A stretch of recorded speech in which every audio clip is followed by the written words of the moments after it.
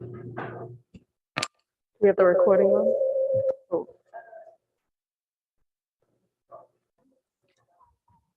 Uh-oh.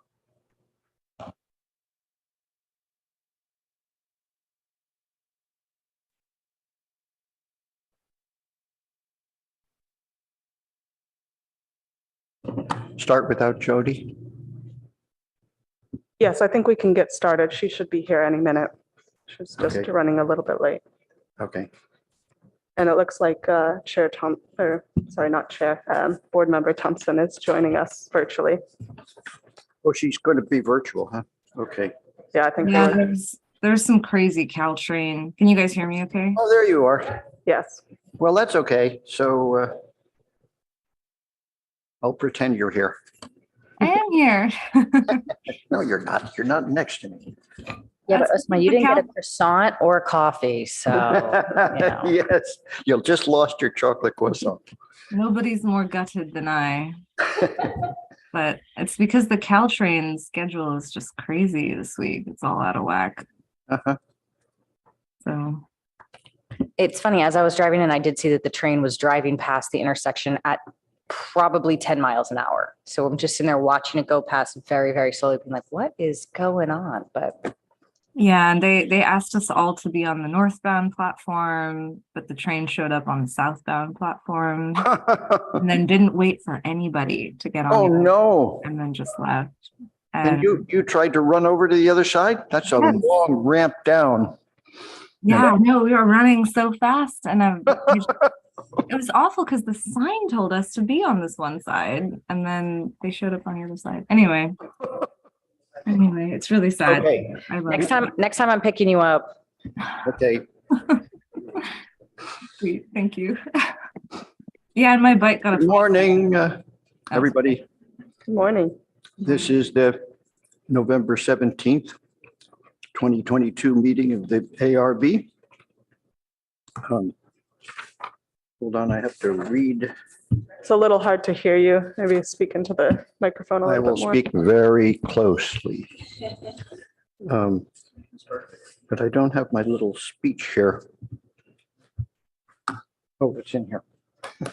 Thanks. Okay, so pursuant to A361, this meeting will be held with the option to attend by teleconference or in person.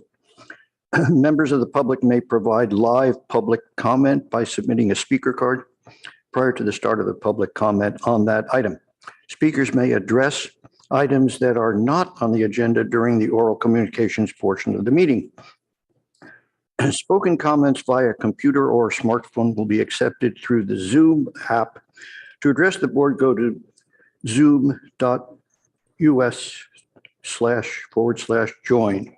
Meeting ID is 965-618-9141. When you wish to speak, click on the raised hand. To offer comments, use a regular phone, call 1-669-900-6833 and enter meeting ID 965-618-9141. When you wish to speak on an agenda item, hit 9 on your phone so we know that you wish to speak. Could you call the roll, please? Yes. Chair Hirsch, Here. Vice Chair Balte, Present. Board Member Chen. Yes, here. Board Member Rosenberg, Here. Board Member Thompson. Here. We have a quorum.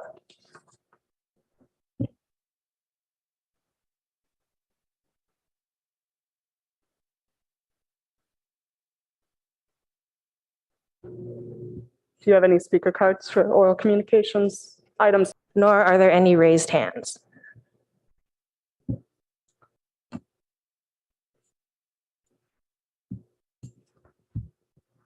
I don't believe so. We'll have a continuation when we get to 123 Sherman, ask for a continuation to a date certain on that item.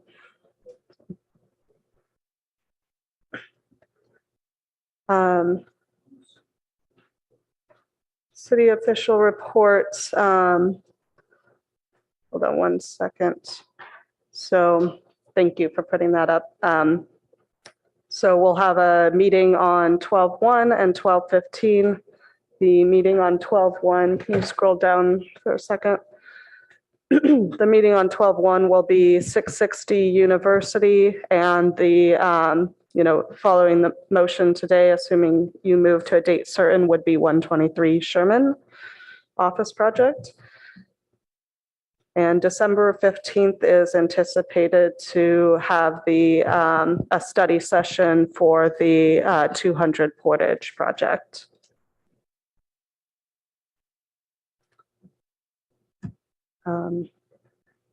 Anything else we need to add to? So good morning, Jody Gerhart, Manager of Current Planning. Hopefully Claire has already introduced herself. She's actually going to be taking over for me, so thank you for being timely. You do have the list in front of you of just future projects. If you had any questions about that, please let us know.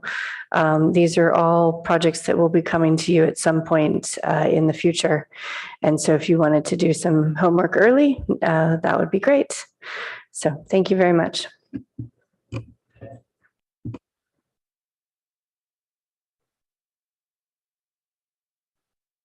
Congratulations on what you've done here in improving this chart still again. And I do encourage, hold on. Oh, which site? Price site. That they just mentioned it.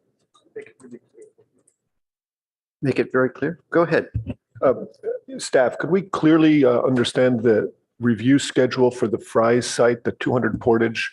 I understood in the meeting the other day there was going to be a split review, first of one part, then another, but I didn't fully understand that. Yes, given the size of the property and we're thinking that the most appropriate way would be to do a study session on the townhomes and then do a separate study session on the cannery so that we can just focus kind of comments on each portion of that property.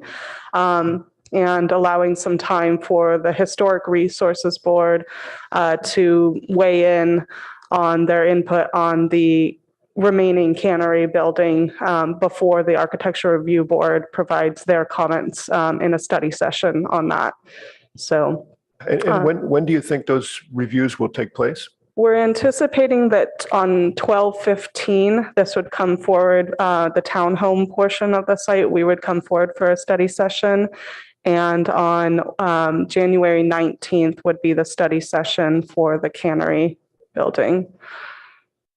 And could you say, how do you think we're going to integrate feedback from the Historic Resources Board on the cannery building part of the project?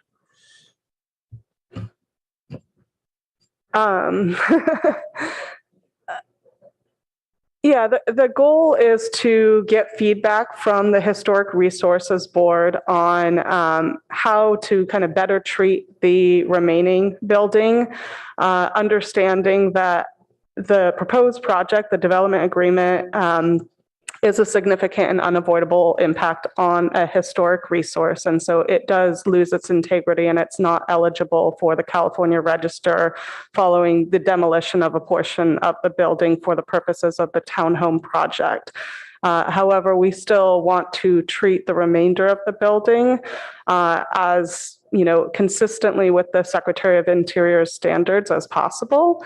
And so the input from the Historic Resources Board would be, how we can still provide an educational opportunity and conveyance to the public of this, what remains of the building, and design it in a way that still as in line with the Secretary of Interior standards as feasible. So will they be reviewing the project in advance of our review on the 19th or conjunct separately? Yeah. That's what I'm trying to get to, is when are they going to look at it? We're hoping to get to the Historic Resources Board on the 12th. And so we would probably, the staff report will already be coming out before we get that feedback. So we would orally give a presentation on kind of the main feedback that we got from the Historic Resources Board during that study session on the 19th. And again, it'll only be a study session, so it would still come back to you for another formal review.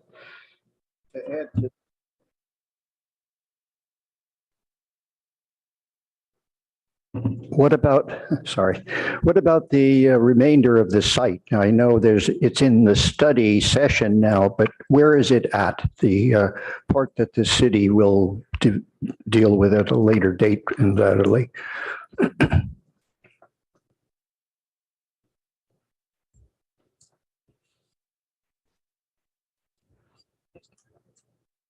Are you talking about the city portion of the property? It's sort of 3.25 acres, I think, that is part of a negotiation that the like council is how that gets treated, and so the development agreement does not include development on that site. We have analyzed in the CEQA document the affordable housing project that could go there. So we've, made assumptions to ensure that the environmental analysis covers that future project, but any future project that would go there would go through its own design phase and come to the architectural review board when it's actually proposed and we have a design to move forward. And then that's 1 acre of the 3.25 acres. 2.25 acres would be a park. So that'll go through a public process as well, a park improvement ordinance and to dedicate it as parkland, and then any improvements that are eventually done.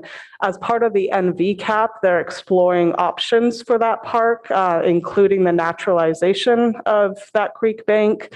So there's still a lot to be considered, and that's being considered as part of the NVCAP process for how that future park would be treated. Okay, I guess we should move forward. But just a comment on that, I just want to make one quick comment. It seems to me that all of those things somehow ought to be integrated into some kind of a design, a conceptual design as a single piece of property, and I don't hear that that's what's being proposed at this point. So let's move on. So on the first item, 3001 El Camino Affordable Housing Project, first hearing. Quasi-judicial 3001 El Camino Real considered a major architectural review to allow demolition of 2 existing retail buildings to afford construction of a 129-unit, 100% affordable 5-story multifamily residential development utilizing allowances and concessions provided in accordance with the state density bonus regulation. The units would be deed restricted to serve tenants meeting 30% to 50% of area median income. Project would be located on a proposed new 49,864 square foot lot located at 3001-3017 El Camino Real. Environmental assessment and initial study mitigated negative declaration is being prepared in accordance with the California Environmental Quality Act. Zoning District CS, Service Commercial. For more information, contact Claire Raybould at Claire Raybould of cityofpaloalto.org. So Claire, would you please give us a report? What? Yes, do we have any disclosures? Oh, yes, I always sort of forget. So I'd like to disclose that I visited the site recently. I disclosed that I visited the site recently as well. I've been to the site early this week as well. And I too visited the site and did not meet anybody else there. So that's all. So, okay, so there we go. And Me Osman? too. I was out of town, but I'm familiar with the area. very close to a project that we recently reviewed. Oh, yeah, Ozma. So, yes, yes, we have I one virtual almost member. forgot you. So thank When you. you're not right here. So, So- good morning. I did want to let you know that I did send the board members an email very recently, and I'm sorry it was short notice, but I will read it off to you this morning also so the public has the benefit of that information as well. So before Claire gets into the project, she'll give you the details. I just wanted to give you a high overview. It is a 100% affordable project. It is using the latest state density bonus laws.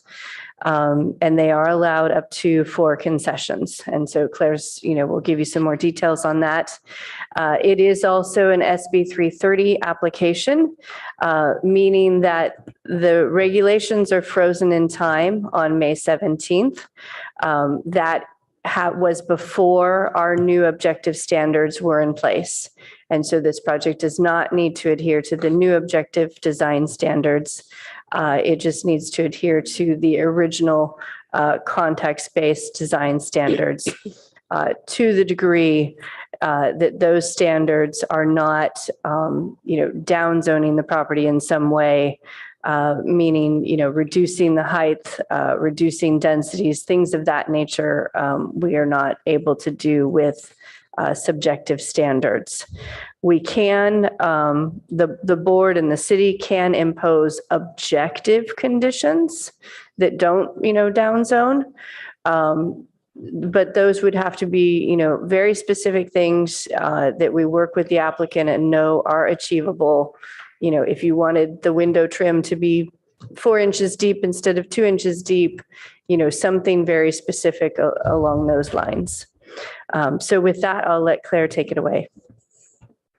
Thank you. Good morning, board members, Chair Hirsch and Vice Chair Balte. So the project before you today is 3001 El Camino Real. And this project is located near the Fry's site, actually, between Olive and Acacia along El Camino Real, just across from Palo Alto Square. And there are single-family residential uses to the rear of the site along Olive Avenue, as well as an empty vacant surface parking lot along Acacia and other commercial uses along Acacia.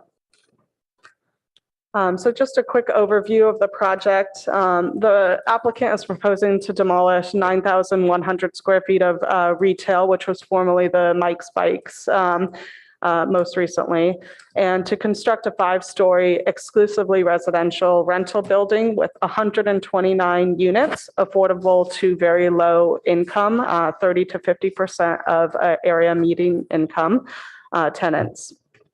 This is an SB 330 project, which means that they filed a pre-application in accordance with Senate Bill 330 on, I believe it was May 17th of this year.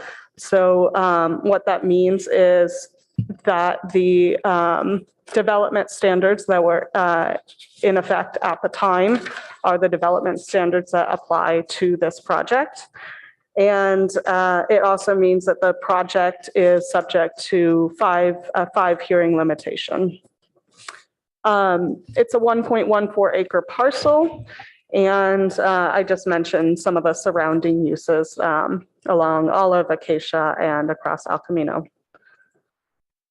So the applicant is using state density bonus allowances for this project.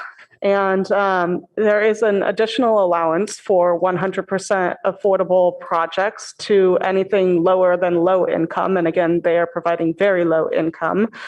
They're eligible for unlimited density, which density is actually not applicable to this site in any case. Along El Camino, we do not have a density limit. But nevertheless, they are eligible for unlimited density.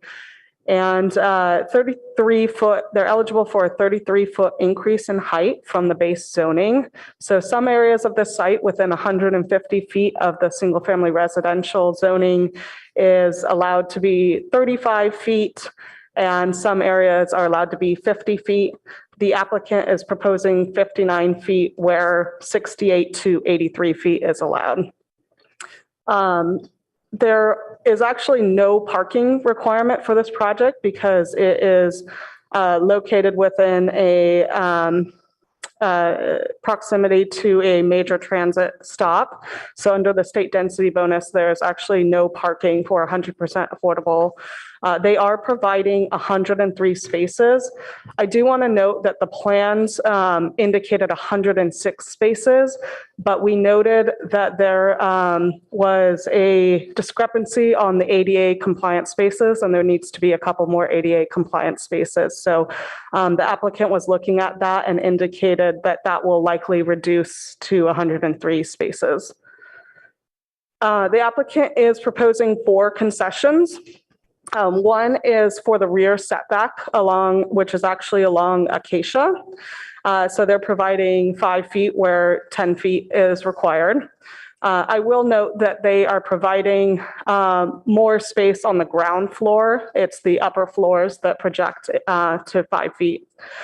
The lot coverage, they're proposing, I'm sorry, I don't have the number off the top of my head, but they're asking for a lot coverage as well as gross floor area, and then open space requirements. The open space requirements is interesting because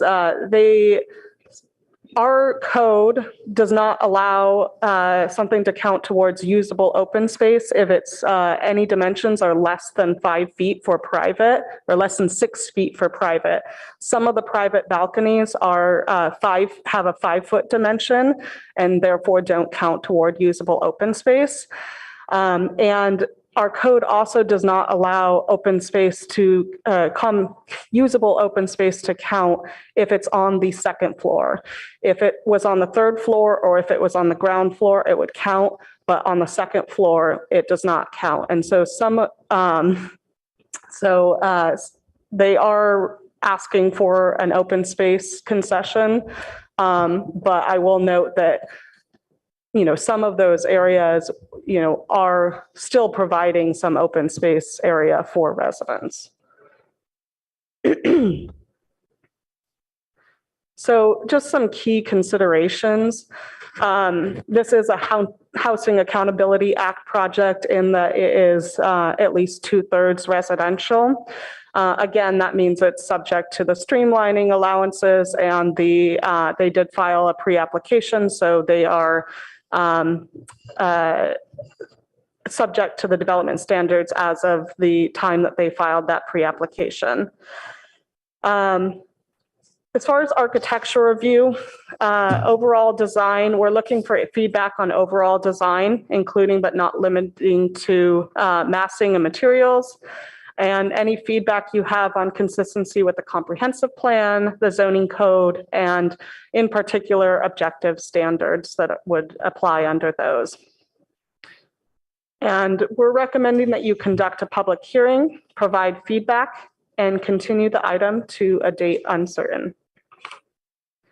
And the reason for the continuation is that we are still completing the environmental analysis for the project. And so that needs to be released to the public before we ask for a formal recommendation so that you can consider the environmental analysis in making your recommendation.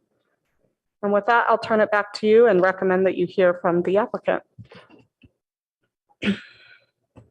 So first, are there some questions for the planning department here? Start with you, Peter. Thank you, Claire, for your presentation. If you were to include the 5-foot deep balconies and perhaps the open space on the second floor, would the project comply with our open space requirements just as the areas go? Yes, I believe it would. Thank you.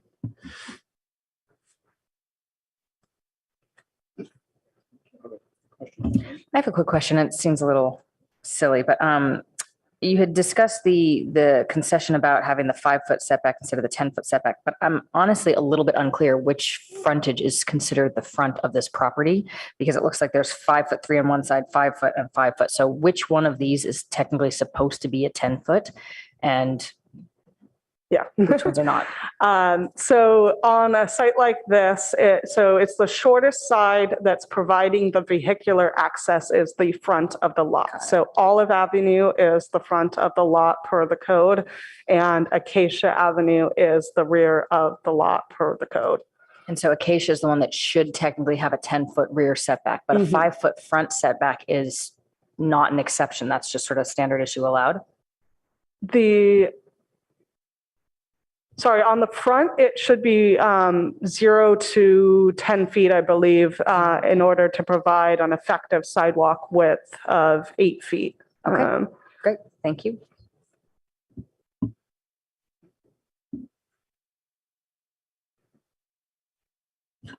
Ozma, any questions? I have some for the applicant, so I'll wait until the applicant does their presentation. Just a quick thought for staff, if possible. Isn't the front setback determination subject to the director's judgment as well as the precise words you just used? I don't believe so. The code is pretty clear about what is considered the front setback for a lot, and it's very specifically supposed to be the shortest side that's fronting a street and and on a lot like this, where if you have, multiple streets, it's considered the one that's providing the vehicular access.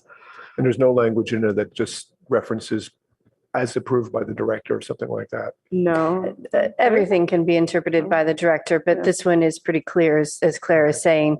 However, we also have the El Camino Real guidelines that talk about, having a larger sidewalk along El Camino itself. So we're still able to get that requirement. I'm just asking because logically, sensibly, El Camino is the front of the building, of the site, and that would not require them to use a concession for the side thing, which might be allowed to use it for something else. So I'm just curious what the logic was behind that. Thank you for the explanation. Actually, I do have a quick question for Claire. Can I ask it? Of course.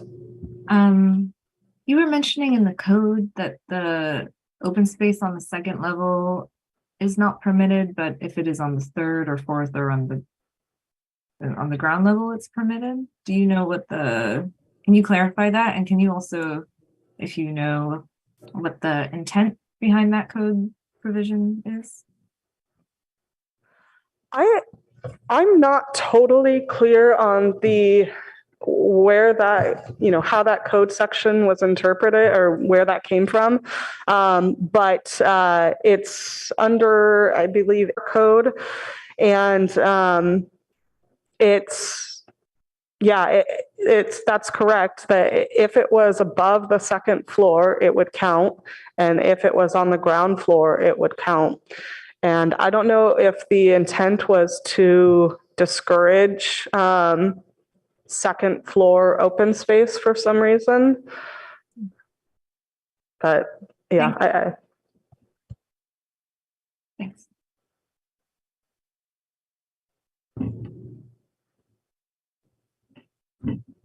So is that one of the items that could be considered an exception that the director could give to the applicant?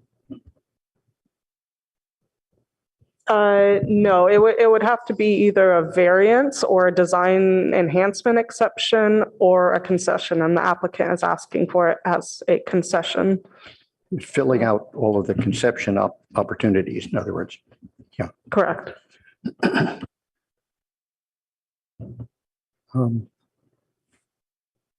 No more comments, questions of staff?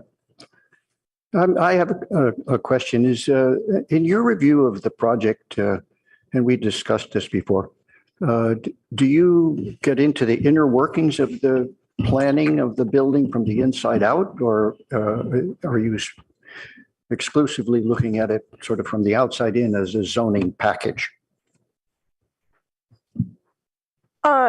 I think we try and look at everything in the design. I think the exterior is kind of the main focus, but certainly the ARB findings speak to circulation and overall how the project works. And so, we're certainly looking at it from that perspective as well.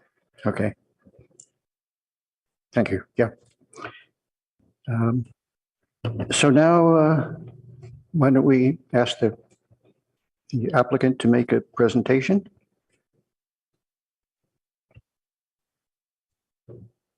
Good Well, morning. Right. Yep. I'm just going to share my screen. Can everyone see that? Yes, we can. Great. Good morning. I'm Christian Poncetta. I'm a project manager at Charities Housing, and I'm going to open up this presentation with an overview of Charities, and then I'll pass it over to Will Bloomer, who will present on the project itself. So Charities Housing is a mission-driven nonprofit developer operating out of Santa Clara County. It's our mission to develop, own, manage quality, affordable homes for low-income individuals and their families. And we pair service-enhanced property management with structured resident involvement, which contributes to the highest standards of human dignity. Can I interrupt you just a moment? Just introduce yourself by name and spell your name, please. Yes, my name is Christian Poncetta, Poncetta. Okay, thanks. Charities began as a division of Catholic Charities in 1993 to provide affordable housing, and we became our own separate entity 3 years later in 1996, 501c3. This next slide is going to show a map of our existing under construction and pipeline projects. Since our beginning, we've built 1,428 homes over 28 different properties, which you can see on the map in green. We actively manage these communities and designate a unit in each as an on-site staff unit. And we attribute the success of our property management team to their training in areas such as fair housing, compliance monitoring, and tenant relations. Our 2 active construction projects in red total 229 homes, and we anticipate them coming online sometime during 2023. Additionally, we have just over 1,000 homes in our development pipeline pinned in yellow and orange. Charity is a very active developer in the Bay in Santa Clara County, and we're very eager to supply affordable housing. These next 3 slides are projects that have been previously completed by Charities Housing so that you can get a sense of our communities. This first is the Metropolitan in San Jose. It was completed in 2018. It's a 4-story community that includes 102 multifamily homes.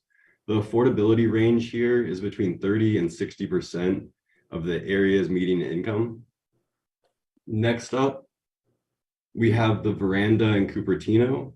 This was completed in 2019 and is a 3-story building that includes 18 studio units and is designated for seniors. The affordability range here is also 30 to 60% AMI. And lastly, we have San Antonio Place in Mountain View. This was completed in 2006. It's a 3-story development, 120 studio units that serves individuals making between 15 and 40% AMI.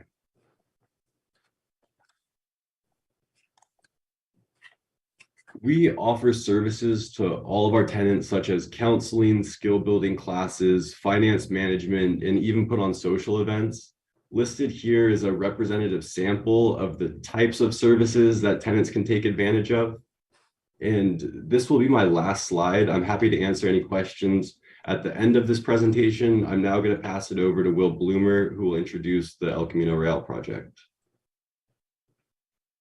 Yeah. Hi, thanks, Christian. I'm Will Bloomer. That's Bloomer, and I'm the project architect for 3001 El Camino Real and with David Baker Architects. And the first piece that I want to talk about is just the putting the site in context, which Claire did a great job as well of. But just one of the strengths of the site is its access to public transportation. And so we were highlighting all the major transit stops that the site has. And then this is a photo of the site as it is today. You can see the empty surface lot along Acacia and El Camino Real, and then the old Mike's Bikes along Olive and El Camino Real. It's zoned for service commercial. And it is there's a lot line adjustment that's gone through the city. And so it's a combination of lot 56 and lot 55. So the 1.14 acres. And a lot of this has been covered by Claire, so I'll just go very quickly, but we are going for density bonus under State Bill 330. It is 100% affordable family housing, and it is well within a half mile of major transit stop. What gets us the 33 feet of additional height and qualifies for unlimited density and 4 concessions. And so as was illustrated, we are asking for concessions on the floor area ratio, on reducing the rear setback on Acacia Avenue, and exceeding the lot coverage from 50% to 74%. And there's also a reduction on the required open space. But yeah, some of the discussion that we just had could factor in. In terms of the unit mix that we have, we've got 3 bedrooms. This is a family affordable housing. We've got 3 bedroom, 2 bedroom, 1 bedroom, and studios, a mix of all of them. But most importantly, it's 129 much needed homes for the area. And just project data, this is a 5-story building. We're going up to 59 feet, even though we would be allowed more. It is 100% affordable, targeting 30% to 50% AMI, and it is just under 137,000 square feet. In terms of cars, we are providing 103 cars, and most of those are in puzzle lifts, and then 152 bike spaces. All right, and now I can jump down a little bit more to the design. But one of the things that I think is really unique as we jump in is just the form of the building. It's an S-shaped building, and that allows us to provide a lot of housing into the same form while also having it feel nice and broken up. We also have the street frontages that provide a little bit of a setback as well. I'll jump in a little bit more. This is a site plan of the building between Olive, Acacia, and El Camino Real. And one of the things that David Baker Architects is really committed to, and Charities Housing is as well, is the sustainability of the site. So the site is oriented, we're trying to take advantage of solar orientation. We have sunshades on the southern facade. We have space for solar PV on the roof. We're also dealing with the stormwater that comes onto our site, onto the really great landscape space that we have on our 2nd floor. This is the ground floor of the project. And what I want to highlight here is just that we have the parking, but how it's really hidden and wrapped by a lot of great amenities that we're providing. We have an entry courtyard along El Camino Real, and that's sandwiched between the property management and the lobby area. We've got resident services. We have a really great community room and kitchen for gathering, and that can spill out into the common open space in the rear, along with a kids' playground. And then another great asset of the site, or one that we wanted to provide as the building sets back, we have a pedestrian muse. So there's wonderful units along the rear of the project that will be really unique and desirable. As you move up, you can see just the unit mix that we have in the building. But what I want to highlight here is just the 2nd level common open space that we're providing. And we're working with a great landscape architect, Formwork, and just how this vegetation and space will be such an amenity for these units. And it is common open space on this level too. And then just again, the building as it moves up. And you can see a lot of the balconies on quite a few of the units. And then I want to talk a little bit about the materials that we're using. And a lot of this is, once again, to break up the building a little bit, have it be just reduce its visual mass. And it's something that we really enjoy doing. And so 2 materials that we're using that are doing the heavy lifting is fiber cement, really durable, and something that we can do great things with. We've got a light and dark that we're showing right now. We're emphasizing a little bit of the massing along El Camino Real with a thin brick, just to emphasize that entry. We've got perforated metal balconies and sunshades. We have wood slat screens over the stairs to provide some warmth. And then the ground floor is predominantly concrete and storefront. And so we really want that ground floor to feel open. So this is zooming in a little bit closer, and you can see how some of these materials are playing out, and also just the texture of these balconies and the texture of the entire project, and these two major courtyards, which we'll go into. And a piece that's been really important to us since the very beginning is holding this El Camino Real acacia edge. And so you can see this wonderful woods stair screen that will be sort of a lantern for the community. We've got really open ground floor, so you'll have an active frontage along El Camino Real, which is really, or along the entire ground floor, which is really important to us. And then just the texture of the materiality and how we're sort of breaking things down as we provide those courtyards. And this is just, again, that El Camino Real elevation. We're providing resident services. We've got a lobby, the entry court, the property management, a bike room, and a fitness amenity. And then along Acacia Avenue, what I want to emphasize is just the daylight plane that we're in compliance with, but also how much we're setting back from the property line and how that enhances the project. It allows a lot of space for landscaping, and that's where we have this common rear courtyard. And it's also the place for muse access to those unique units. And then moving over to El Camino Real, this is the entrance plaza. And most of all, what we want is something that's really welcoming. So you can see the play of different materiality, the sunshades, the balconies, fiber cement, the thin brick that is sort of cantilevering over this front entry mass. And just, we've got property management on one side and the lobby on the other. So we're really excited about this experience of coming to the site. This is a view of the project along Olive Avenue. And once again, you can see the playing of different materiality, the garage entry along Olive, and the setback of the project, and just how that access to the muse is a really wonderful asset. This is the rear property line view. So once again, you can see some of these same elements I just discussed. Those muse, the ground floor, second floor open space that continues this whole length, the common area courtyard and playground. I'm sorry to interrupt, but we're getting beyond the 10-minute, which I didn't tell you about. So I'll give you another half a minute if Perfect. you can wind it up. Yep, we're on our final slide, or one more. So yeah, this is just the Olive elevation. And then this is the view to the south. So yeah, I think that what we tried to complete is just a building that feels at home in the neighborhood. It step backs and sort of the vegetation ties in with the residential nearby. And we're breaking up the building mass just with these courtyards with different massing. So yeah, we're happy to take any of your questions. Thank you very much. Are there any public speakers who want to speak on this issue? No, I have not received any speaker cards or raised hands for this item.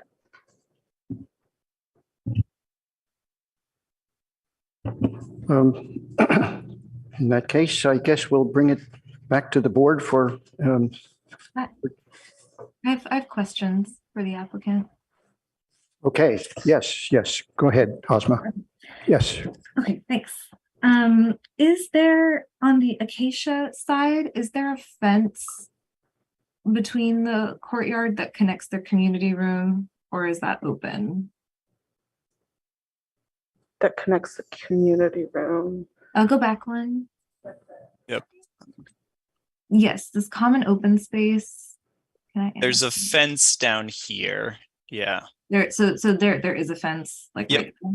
Okay. So there would be access gates on either end to allow for access to the pedestrian muse. I see. Okay. And I actually think maybe I see that on the elevation now. Okay, great. I wanted to ask, in terms of massing, had you guys considered an E shape versus the S shape? Just curious if that was explored. Yeah, we did look at several different forms, and ultimately this was the one that we liked the best in its ability to sort of break down the mass and also have these varied courtyards. But there were several different, I know that there was an iteration that we looked at for a while with an E shape. Okay, thanks. And then, Claire mentioned that some of the balconies are only 5 feet deep. Was there a reason why the balconies couldn't be 6 feet deep? Yeah, that goes to the setback, and just that we are, in order to try and maximize the envelope, we do have some balconies. Any of the balconies that are on the inside edge are actually 6 feet, and the outer balconies along the edge are only 5 feet. And so that was a setback justification, but we think it's still an amazing open space amenity. But the only reason it's not counting is the 5-foot depth. Okay, and that's because you wanted to keep the floor area in the unit. Yeah, just with every foot, we're sort of squeezing these courtyards. So in order to make them feel the way that we want them to, that every foot makes that difference. But I think, yeah. Okay. And I just want to note that the balconies can extend into a setback, but they can't extend over the property line. And so they are at the property line with the 5 foot. I see. Thank you. For the CP1 material, is that a white color or is that a light gray? We haven't necessarily selected, but the idea is that would be a white. Okay, thank you. And the WW1 color, the thin brick, are you thinking that will be a black color, or what is the thinking behind the color for that one? I think we'd have to look at what we've done of late, and actually one of our projects at Mayfield, which is along El Camino Real. We want to do a mix of a couple different brick colors to create sort of a variety. At the moment, it's shown as a couple different blacks of different gloss and different variety, and that's something that we've done before. We'd have to look at exactly what that is, but at the moment, that's what we're showing in the renderings. Okay, so the design intent is to have a couple different, maybe more than a couple different brick colors. Yeah. But all kind of in shades of black or gray, I guess. Yeah. Okay, thank you. And then just to confirm the material for the shading perf panel, is that kind of a Corten color or is that like a brown? Yep, that's a Corten rusting steel. Okay, thank you. And then another question about the ground floor plan. What was the thinking behind having the service areas on Olive and Acacia versus on the northern side of the facade? I think that came a little bit just out of, so the entry courtyard, and like a lot of energy has gone into this wonderful front entry and access. And then with the garage there's just that's a great location to put trash and some of the service, but we have worked a lot to make sure that entry doesn't feel, or that elevation doesn't feel any lesser. So that is just that's the location of it, but we've got the active fitness on one end, we've got the units on the other. So we feel really strongly about all 4 elevations. Okay, but units weren't explored on Olive and Acacia? Yeah, there wouldn't be enough depth for us. Okay, that's why. Okay. All right, those are most of my questions. Thank you. Anybody else have some questions at this point? Yeah, I have a few questions. Oh, good. Why don't you start? Okay, so first on the floor, on the ground floor, for the ground floor unit at the back, what's the floor to ceiling height for all those units? So I believe that we have 13-foot floor to floor. I may need to check on that. But yeah, so that is a really nice, these are going to be some of the tallest units of any. So are these units elevated from the ground, or is basically about the same level to the outside? They will just be basically on the ground floor, or maybe there's a patio that you step up, but essentially on the ground floor. So you just get the benefit of a really nice, wonderful higher space. Okay. And could you please clarify where the short-term biking storage are? Yeah, so we have short-term biking. We've got some in the entry courtyard. We have a couple right over along Olive Avenue. And I think we have another along El Camino Real. Okay. And for the ground floor amenities, all those services and fitness, are those open to the public as well, or it only be used for whoever lived in the building? This is all just residential use, and it's just a residential amenity. And I think Charities is still considering what will go there, but one thing that they're looking at is just a fitness amenity. Okay. And one question about the materials for the thin brick. I saw you apply to the front elevation facing El Camino. When it wraps around the corner facing the courtyard, where does it stop? It's a good question. So it's just wrapping on this mass right here. Okay, thank you. And one more question about the transformer. Could you please clarify the distance from the transformer to the building? The transformer is in this back location. It is right up against this unit here, or the clearance. We're showing a little clearance around the transformer unit itself, but it's right near that unit. And we would love to put some sort of landscape screening, some sort of way to make sure that we have it easily accessible, but not necessarily too prominent of an element. Okay, that's all my question for now. Thank you. Going this way. Yeah, I've got a few questions here. First is sort of a fundamental question about why was the decision made to put the main vehicular access on Olive versus Acacia? I think that there was not, I'm not sure if there's any reason beyond just as the massing, I'm not sure if there's a fundamental reason why we chose one over the other. Okay, that's fair enough. Just asking. Looking at the access of the parking lot, it looks like there's really the main vehicular access, and then it looks like there's one pedestrian exit that dumps you into the building, correct? In that bottom left corner by the elevators. That's true. Is that the only interior exterior access to this parking space? There's a space next to the drive aisle to enter and exit, but yes, that is true. And that is a fundamental part of just having stackers and the ability to get around it. So it's already tight, but we've sized these out for the puzzle lifts that we have. So in that bottom right-hand corner, to get out to the community open space wouldn't be feasible because it would impact a parking space. Understood. On the left side, sort of where it goes to the inside, you wouldn't want any interior access straight out to the courtyard, to the exterior. You really want it to sort of be into the building.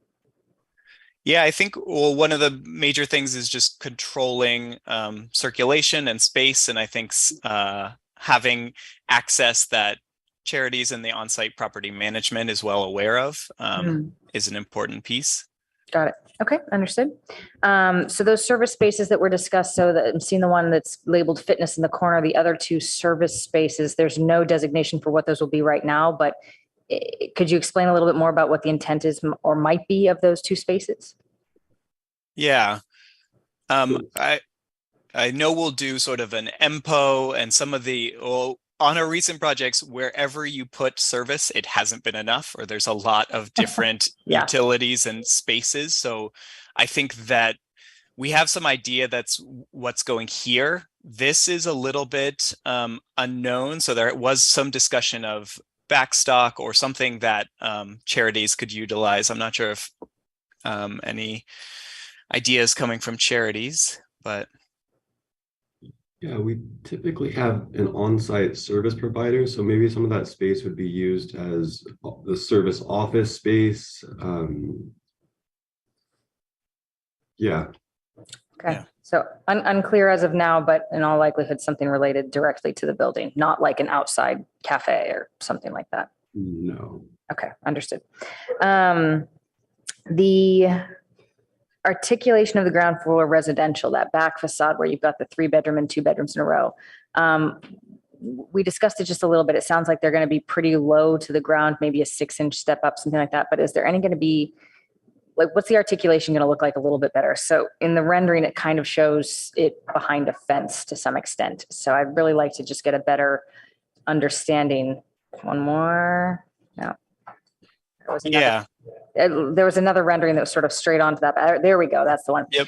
A little bit better understanding of how this is sort of going to be articulated from unit to unit, because it does look like it's one big swath of that concrete looking color, and then just the doors are different colors, and it looks like maybe there's an awning over each door. Could you just sort of clarify a little bit what we're looking at?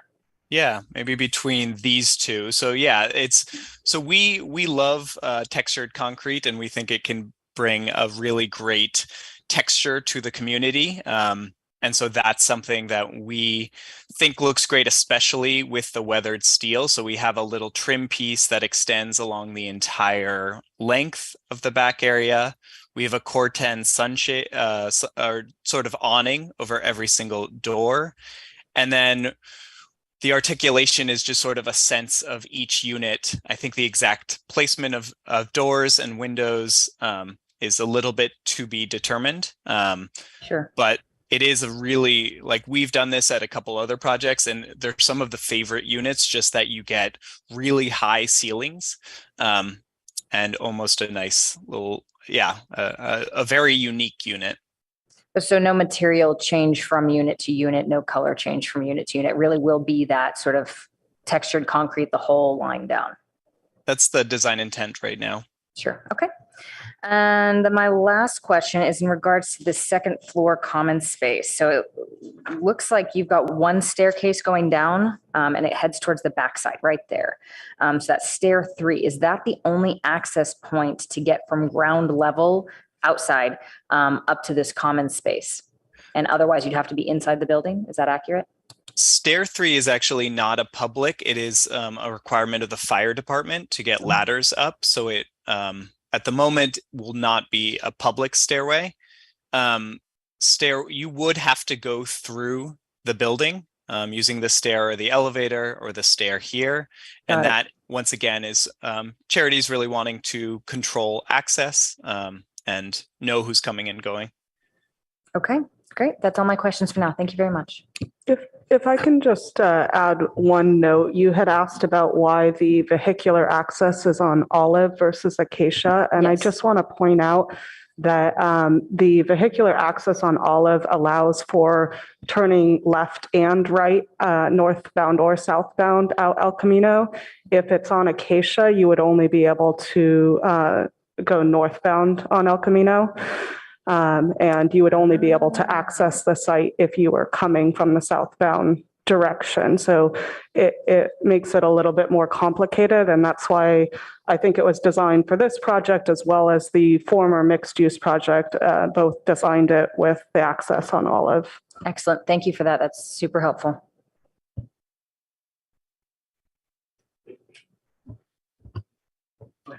Peter. Yeah, thank you. It's been a wonderful discussion so far. Interesting, at least, to hear the thought process behind your design. In that vein, I wonder if you could, just at a higher level, describe to us the access and circulation control needs relative to the unique needs of this building on 100% affordable housing. I think it's going to come up again. I'd like to understand, is there anything particular with this type of building that requires different or specific access and circulation controls? I'm not sure if charities, you want to jump in on that one? Sure. Well, for our properties, we like for the main entrance to be where our residents come in. We have a security guard or a front desk person that is just keeping eyes on who is coming in and out of the building. So we really do want our residents entering our site from that entry courtyard. And I think that would be the main control on circulation. Kathy, is there anything you'd like to add to?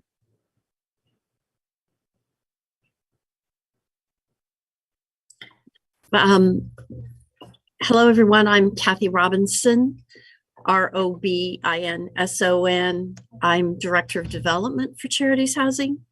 And I believe that Christian responded accurately. Affordable housing is a little different than market rate housing, probably in that we like to make sure that we're providing a very safe and secure environment for the folks that live there. So we do that primarily by trying to have residents and in particular guests come through sort of an entry point where we just can, keep eyes on what's going on, and it's as much to make, our residents safe as anything, feel safe as anything. So we've just found that it works very efficiently. And one piece I'll just highlight there is just like part of the design intent was we love this entry courtyard. And so we've got the desk clerk with good eyes on the full entry area. And then property management also has eyes on this. And then using landscape to sort of funnel people to a single entry point. And using landscape, we can have a little bit of knowing where people are coming and going, but it also, using landscape is just becomes an amenity and a wonderful amenity for that entry experience. Thank you for that explanation. On a more prosaic note, are there floor plans provided for the ground floor apartments, the 2 and 3 floor units at the back or the northeast side of the building? I didn't see any actual unit layouts. Perhaps I'm missing them in the package. No, I don't think we ever place them on sheets. Like we have some idea of, we could get those to you. Like all of these unit plans are just a starting point for discussion, but if you wanted to see what that layout could look like, we could probably get something. Thank you. If I could ask a question then on the second story open spaces, maybe you could just verify for me. When I scale off the plans, I'm finding one of them is about 35 feet wide in the narrow dimension and the other is 40 feet wide. And as I look at your building section, it seems that the walls of the building are about 44 feet high. Would you say those are correct numbers, between 35 and 40 feet in width and 44 feet high for the building wall? Yeah, that sounds about right. Great. Okay. I just wanted to be clear about that. You had mentioned that you're going to be using those second story podium outdoor areas for stormwater control. Have you given thought to how that's going to work? Yeah, we have a civil member of our team who has looked at the roof square footage and how we would account for that. Some of the treatment is going to go all the way down to the ground floor. So we'd have to give a different diagram of just how that stormwater is treated. And our civil team does have a little diagram for that. So there's not all of it will, like we would also need to collect it off of the podium and then bring it down to the ground. So I would need to look at their diagram to direct you exactly how they're going. Okay, I'm just skeptical because it does require some depth of soil to do any kind of treatment. And on a podium, that's usually the critical issue for weight and just overall height clearances.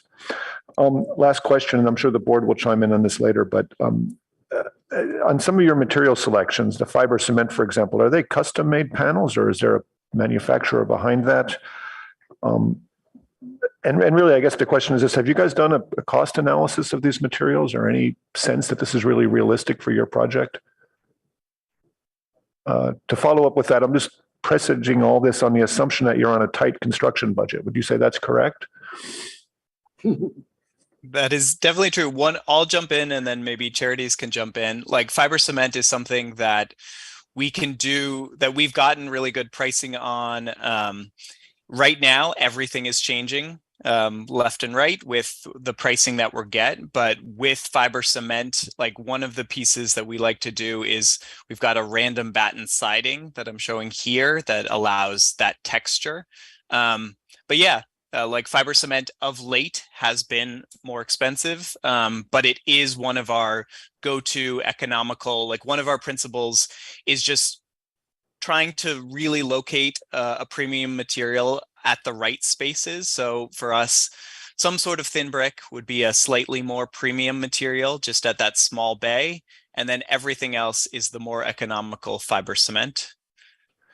Okay, thank you. I'm just thinking of these perforated metal panels on the balconies. On one of our projects, we just got pricing on that, and it was kind of shocking.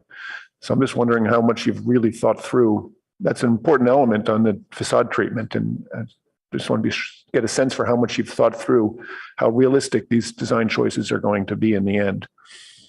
It sounds to me like this is still very much a design intent phase of the project. Is that correct? That's where we are right now. Like a lot of, like, I know that Kathy, you have gotten some numbers from a GC or gone through some of that initial costing exercise. Like I will say on the balconies, it's something that we put on a lot of our projects, and we love this weathering steel. It does, of late, basically all assumptions have been out the door as different cost numbers come in, or things are up, things are down. So we will have to adjust as is, but this is our design intent. And some of I think the same divisions, like depending on what material we're using, we will still use the same strategies of breaking up the mass. And yeah, some similar ideas. But again, that's a good point that costs are really, really tough right now, and we will definitely be budget constrained. Thank you for your candid answers. I guess that winds up all of the questions. I really would. Sorry, I have one last one, but I can go after you or before you, David. Well, actually, I was going to bring it back to the board. So why don't you go ahead? I just had a question about the Core 10 shading elements. Have you guys done that on another project before? Using Yeah. Core 10 Yeah, we've done it on several projects. on a white facade? Yeah. Is there concern about staining on the facade? It's something that continually comes up, but what you can do, you can pre-stain, so you can do it on site, just have them out like during the fabrication, sort of a pre-staining, and that goes a long way to avoid any sort of issues there. Does that prevent the runoff from staining the facade? The vast majority of any sort of staining will happen at the beginning. It's first staining from our experience. And so, yeah, I can point you to a couple projects where we've done that. Okay. Okay, thanks.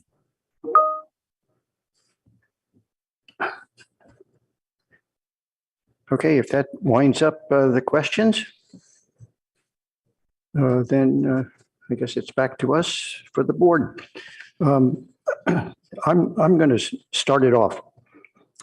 So thank you very much for the presentation. As an architect in New York, our firm was focused nearly entirely on supportive housing. So I'm thrilled by this project. I was quite excited to hear that Charities Housing, an arm of Catholic Charities here, was coming to Palo Alto. Before retiring, I had the opportunity to work with many nonprofits who were developing a significant number of supportive housing units throughout the city in New York, but we never had the opportunity to work with Catholic Charities, which we knew had been so important to this form of service to the community since the early 1900s. They were known for being one of the very, very best supportive housing developers, as well as other services to the community. Also, I was pleased and surprised on Monday night by comments made by the council hearing discussing other sites adjacent to this one in the NVCAP neighborhood. Planning director proposed and the council accepted that the city should consider taller buildings, which might be increased to 6 stories, and credited us, the ARB, as proposing this increase. I don't recall our specific mention of this height increase. I'm pleased, but I'm very pleased and agree with the idea, recognizing that context, neighborhood scale, and studies of pedestrian eye level impact, of course, are worthy of investigation if you increase the height anymore. I'm very committed to a principle that our critique of projects must begin where every architect begins, by understanding how the program works, how the circulation interacts and clarifies these programmatic activities, how the form expresses them, and how the final massing relates to its context. And I say this with the hope that we consider these as our first level of review, which we can move on to materiality and texture and color and detail, which we've already been discussing here. It's critical that we are aware of that. Based on new state legislation, there will be precious few times we will be allowed to comment, so we must be careful to make the most of each opportunity here and keep focused on these basic principles. It is lucky that the architect for this project is one of the best supportive housing architects in the entire country. They've earned a reputation and my personal admiration for their seminal work, which I have followed for several years. I took the opportunity on a trip to Davies Symphony Hall to go around the corner at Gough and Fulton and see one of my favorite Baker buildings. Their scheme for 3001 El Camino is S-shaped concept, 2 second-floor courtyards, one facing El Camino, the other the rear site, reduces the bulk of the building to a more manageable massing proportions, considering that the site's nearly 215 feet in length on El Camino. But even though this creates both a reduction of the building mass and dramatic interior corridor views, which, by the way, you didn't mention, are some of the major unacceptable flaws, though, on the scheme, which I intend to mention here. The elevators are located at the dead end of a southwest corner of the S. So I calculated the linear length of the corridor to the furthest 3-bedroom units, and it's about 400 feet. And there are 4 90-degree turns and a fire door halfway through. This is about half the length of a long city block in New York City. To me, it is much, much more logical that the elevator core is placed in the middle of the S, where it's close to equidistant from both building extremes. For so many tenants, this would create a necessary parity. Although our findings are subjectively stated and are questioned based on state regulations requiring that we are totally objective in our reviews, I believe it's reasonable to state our finding number 2, relocating the elevator will certainly create a more desirable environment for the occupants. This is really just common sense. If the elevator is moved to the center, many other opportunities become possible. Most importantly, there is the freedom to allow more variety in the massing. The site is bordered on one side by Olive, which is a mixed-use district with very low-level small office structures and very modest residences, whereas the opposite street, Acacia Avenue, borders a commercial building, mostly enterable from the opposite side on Portage Avenue.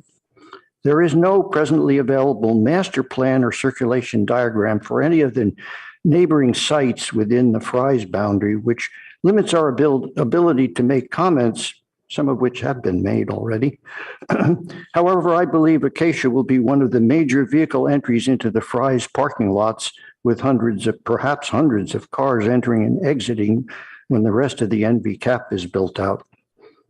Looking at the new housing from the perspective of Olive neighborhood, the aerial view or the northwest elevation, it's very clear that the 59-foot height of the building will overwhelm this neighborhood of one-story structures, mostly even lower than the new building's first floor. To evaluate this contrasting scale, it would be useful to have a proper street elevation from Olive Street. Well, you have a straight-on elevation, and you do have an angled view, but it doesn't really show the comparative nature to that street. Again, the design violates our finding number 2 by not providing a harmonious transition in scale, mass, and character to adjacent land uses and land use designations.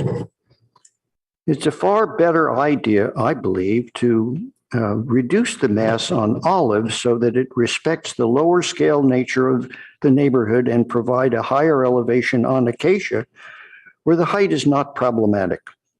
I recognize this means a taller building which exceed the height permitted by most Palo Alto regulations, but one that is allowed by both new state regulations and by Palo Alto for supportive housing projects. Based on a discussion Monday night at the council's hearing, I am confident that the council would look favorably on this improvement.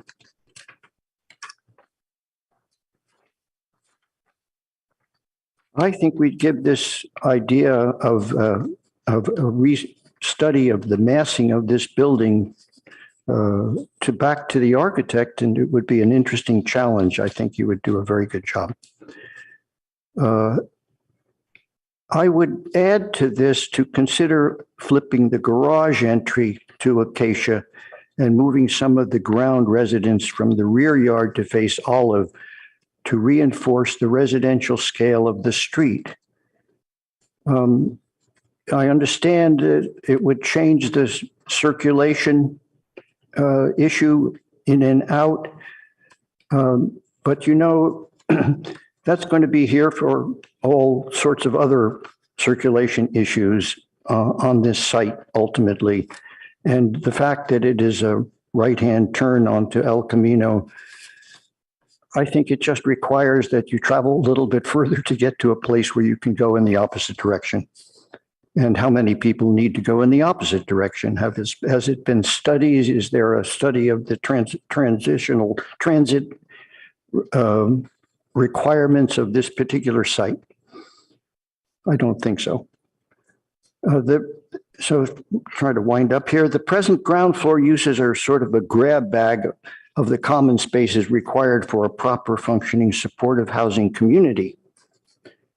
I agree, but they are disconnected completely from the building circulation. I don't see how you get there. You have to come down to the elevator and go onto the street, and then you go to the exercise room or you go to the bike storage. Bike storage really ought to be very close to the entry. There's just hasn't been any thinking as to the relationship of these functions to the street and the access and the circulation. To me, it is a sacrilege, however, to locate some of these facilities on the ground floor. It's going to be a fairly tall building. And there's a wonderful view from 3rd floor or 4th floor, a view of the Santa Cruz Mountains. And it would be so much more interesting to, if you relocated that elevator to the middle of the S, to have some of those facilities on an upper floor and move some of the other facilities around to close off the parking from the view from El Camino. I really think that there hasn't been enough thought given to the relationship of the uses within the building and the possible delight that the tenants would have in having an exercise room or a community room on one of the upper floors where they have a view of a beautiful view of the mountains above, and at the same time relocate the bike storage closer to the entry and rework those facilities. That's just uncoordinated at this point, and I think you could do a much better job. I have one final thought. But, I just want to get back to which is the front and the back of the building and the side of the building, and the fact that you really need to recognize that this is a mixed-use community of residences and offer the possibility of the neighborhood participating somehow in this building. I'm sure, I understand how important it is to have control over tenants in a supportive housing building, because I've done dozens of projects that have that, maybe not as many as certainly as Catholic Charities, but quite a few. And so that control point is very important. I understand that. But I want to recognize that you have tenants here who are going to be large families, and, asking them to go from one end of this S 400 feet to the other end is just not acceptable. But I have a final thought. In our larger residential buildings, our code here requires a commercial space normally located on a prominent ground floor corner. I can imagine this might not be considered here because of funding or legal limitations, often restrictive in supportive housing, even though this idea seems so sensible. I'm sure that, by the way, Catholic Charities opens up some of their community rooms to the larger community for activities. And I often wonder why it's not possible, in particular, because you're building a new facility next to a residential neighborhood that you couldn't have something like a eating establishment. Your 2500 El Camino Real at the site of Mayfield Place, the affordable housing building, also designed by Davis Baker. There's a sliver of a restaurant called Fabrini's, which is a tremendous success all week and weekend. I made a point the other day when visiting the site to go and take a look at that, and it's a terrific idea. But here it might offer some additional possibilities, that it could be a kind of a training ground, a place where some of your tenants go to learn how to service eating establishments, and then maybe even get a job as a result of that experience. I point out Ada's Cafe, which is such a great little thing in Palo Alto, where people who wouldn't normally have a job and are unable to perform just as normal people in the community have a wonderful service position there that they, with the help of others who oversee it. And here, creating a space for, it's something that, we don't think about as architects here often, but I think it's a great thing to suggest for you people, in fact, Catholic Charities, to think about. So just sums it up. These are my thoughts. I'm concerned about program that doesn't really seem to work. I'm concerned about circulation that doesn't really work here. I'm concerned about massing that I don't think really works here. Relative to the neighborhood specifically, I'm concerned about the entry into the wrong end of the building, that Acacia would be a much better location for access. It will be an access point for the rest of the site. Why not here? And that pretty much sums up my thoughts. Who's next? Who wants to start? I'll go, but I'm going to preface this with my thoughts are not nearly as eloquent or as well composed as my board member here. I have a lot of moments that I agree with David. I have a lot of moments where I'm actually in disagreement. I actually found this project to be very respectful of the neighbors. I found that there were some placement issues that my mind changed over the course of this meeting. My initial thought as well was that Acacia would be a much better point of entry for vehicular access due to the fact that Olive is predominantly residential in that back zone, and you'll be now adding 129 people. Well, it'd be 106 vehicular access points coming into a street that is predominantly low vehicular passage and low traffic. It felt like it would be overwhelming. And the concept that Acacia is not as utilized and you could actually just redirect this traffic towards that street felt like that was the better method. However, I do also understand the point of context where being able to go both directions, northbound and southbound on El Camino, is enticing. So I'll admit I'm a little bit of a split mind here. My first reaction was Acacia is better for vehicular. I could be persuaded that Olive makes some sense as well, though. So sort of just really big scheme of things, that's sort of number one. Number two, I do appreciate the neighborhood muse and the residential being along this backside. Now, David has also put into my head that having those along Olive might be better. I'll agree that that could be a better use of that frontage there as well. But I find that having those residential elements to the residential side of Olive, and then also in addition to that, stepping this building back away from that, creating a further setback away from these residential buildings, really respecting that daylight plane and really allowing these existing residential homes to not be as impacted as they could be. I found that to be very interesting and very thoughtful. So I did want to say I appreciate that moment and that respect is really how I'm going to put that of that area. That being said, I do also think that on the Olive side, sort of that northwest side of the building, again, I agree with David that the massing there really is quite large. You're going to have 4 stories of residential people looking into your backyard if you're one of these little houses down Olive Street. And so to reduce the mass on that northwest side of the building, that sort of upper portion of the S, and increase on the Acacia side, on that southeast side, I think is very intriguing. And I would definitely think that that's worth exploring as a firm and sort of finding out a way to make this building serve as a transition between the low impact, lower profile residential neighborhood and something that could be much larger. That being said, we also have the Fry's right around the corner coming up. We don't know exactly what that's going to end up being, but this makes sense that this building could itself serve as part of that major transition between low impact residential and sort of higher impact, higher density. I really admire what this building is trying to do. I think it is quite thoughtful. I do like the S shape, while Osma brought up the potential of an E shape.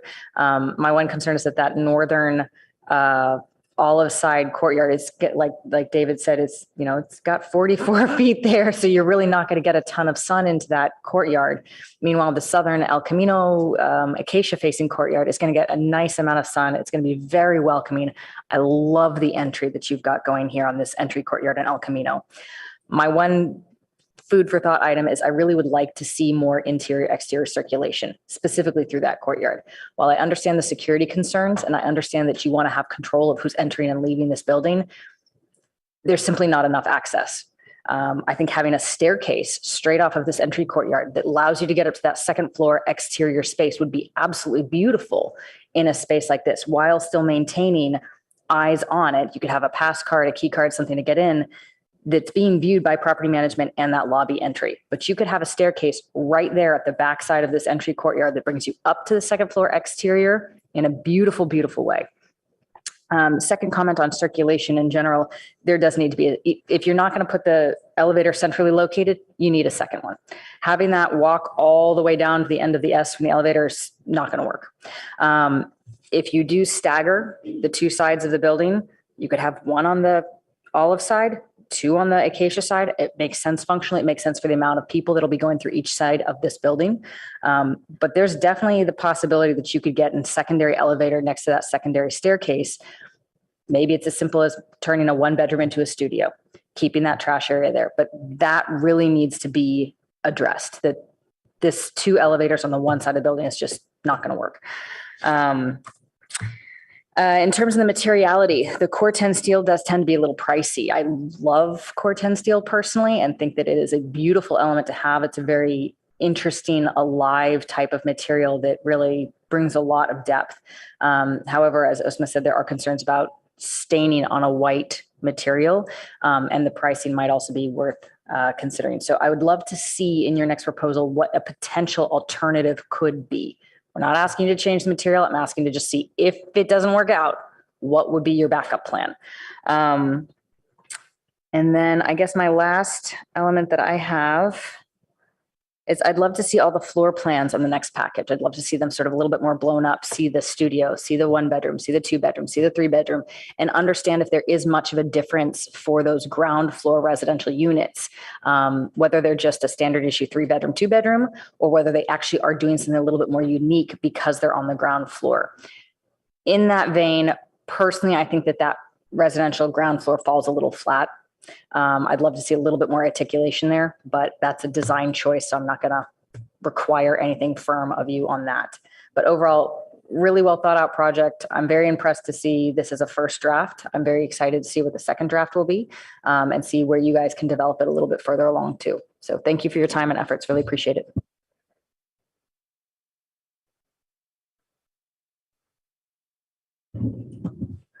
Thank you very much for your application. I have to say, I really like this architect, and I like lots of your work in this area. And also for this project, the 4 concessions you're requesting for, I think it's reasonable for this project in this location. However, I do agree with what my colleagues just mentioned, the functional, like the location of the elevators, and also for the upper floor, the trash room. Somehow it need to be centered instead of just on one end. So it will functional better if you consider relocate them to a central located place. As far as the garage entrance, actually, I think Olive is a better location for the garage entrance, considering the 2-direction possibility instead of on Acacia. I think that's reasonable, and it will also function better. Considering the existing residential, the single family at the back, I would suggest you to consider keeping those existing mature trees along the backyard. They provide good canopies, and their height is really good, provide good screening to the single family neighbors. And I would suggest you to have your landscape designer work around those existing trees about the walkway. And also for the front elevation, I think I want to see more about whether your landscape design or like what plant you will be applied to the street front, because right now just look at all the material you use. I think it's a little bit harsh on the pedestrian level. It's all concrete or glass. I hope there will be some materials or landscape that could soften the pedestrian level a little bit. That's all my question for now. Thank you.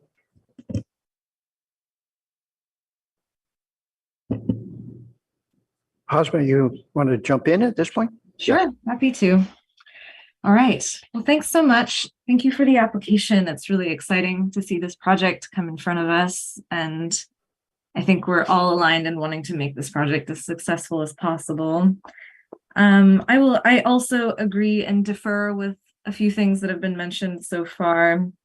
It's funny that you mentioned that David Baker project on Goff and Fulton. I have a project very close to that one. And as soon as I saw this facade, I was like, oh no, it's the same facade as the one on Goff and Fulton. And I was like, they stole it. And then I realized it's the same architect. So it doesn't work if it's the same architect. Unfortunately, though, I do take a lot of issue with that building in terms of its facade. And a similar issue with this one is there's this partie diagram of this like big, massive facade, like it's like a wall of something. And then it's just like peppered with these shading devices. And in my opinion, it's not enough. I understand you're trying to maximize your area, but I think it's quite harsh, and it also falls flat if those shading devices don't work out. And I had a chance to see that project on Goff and Fulton without its shading devices briefly while it was still under construction. And it was rough. It was rough looking. And I have concerns about the Corten. Unlike Board Member Rosenberg, I am going to ask you to consider something different, just because I think staining on a white facade, I mean, I'd love to see another project. I know that the one on Goff and Fulton is not Corten, it's like a stainless. So there's no concern with staining on that one. But I also don't think stainless is the right option here as well. I like that it's like a darker color. I actually thought it was wood originally, and maybe a wood might be a good idea, but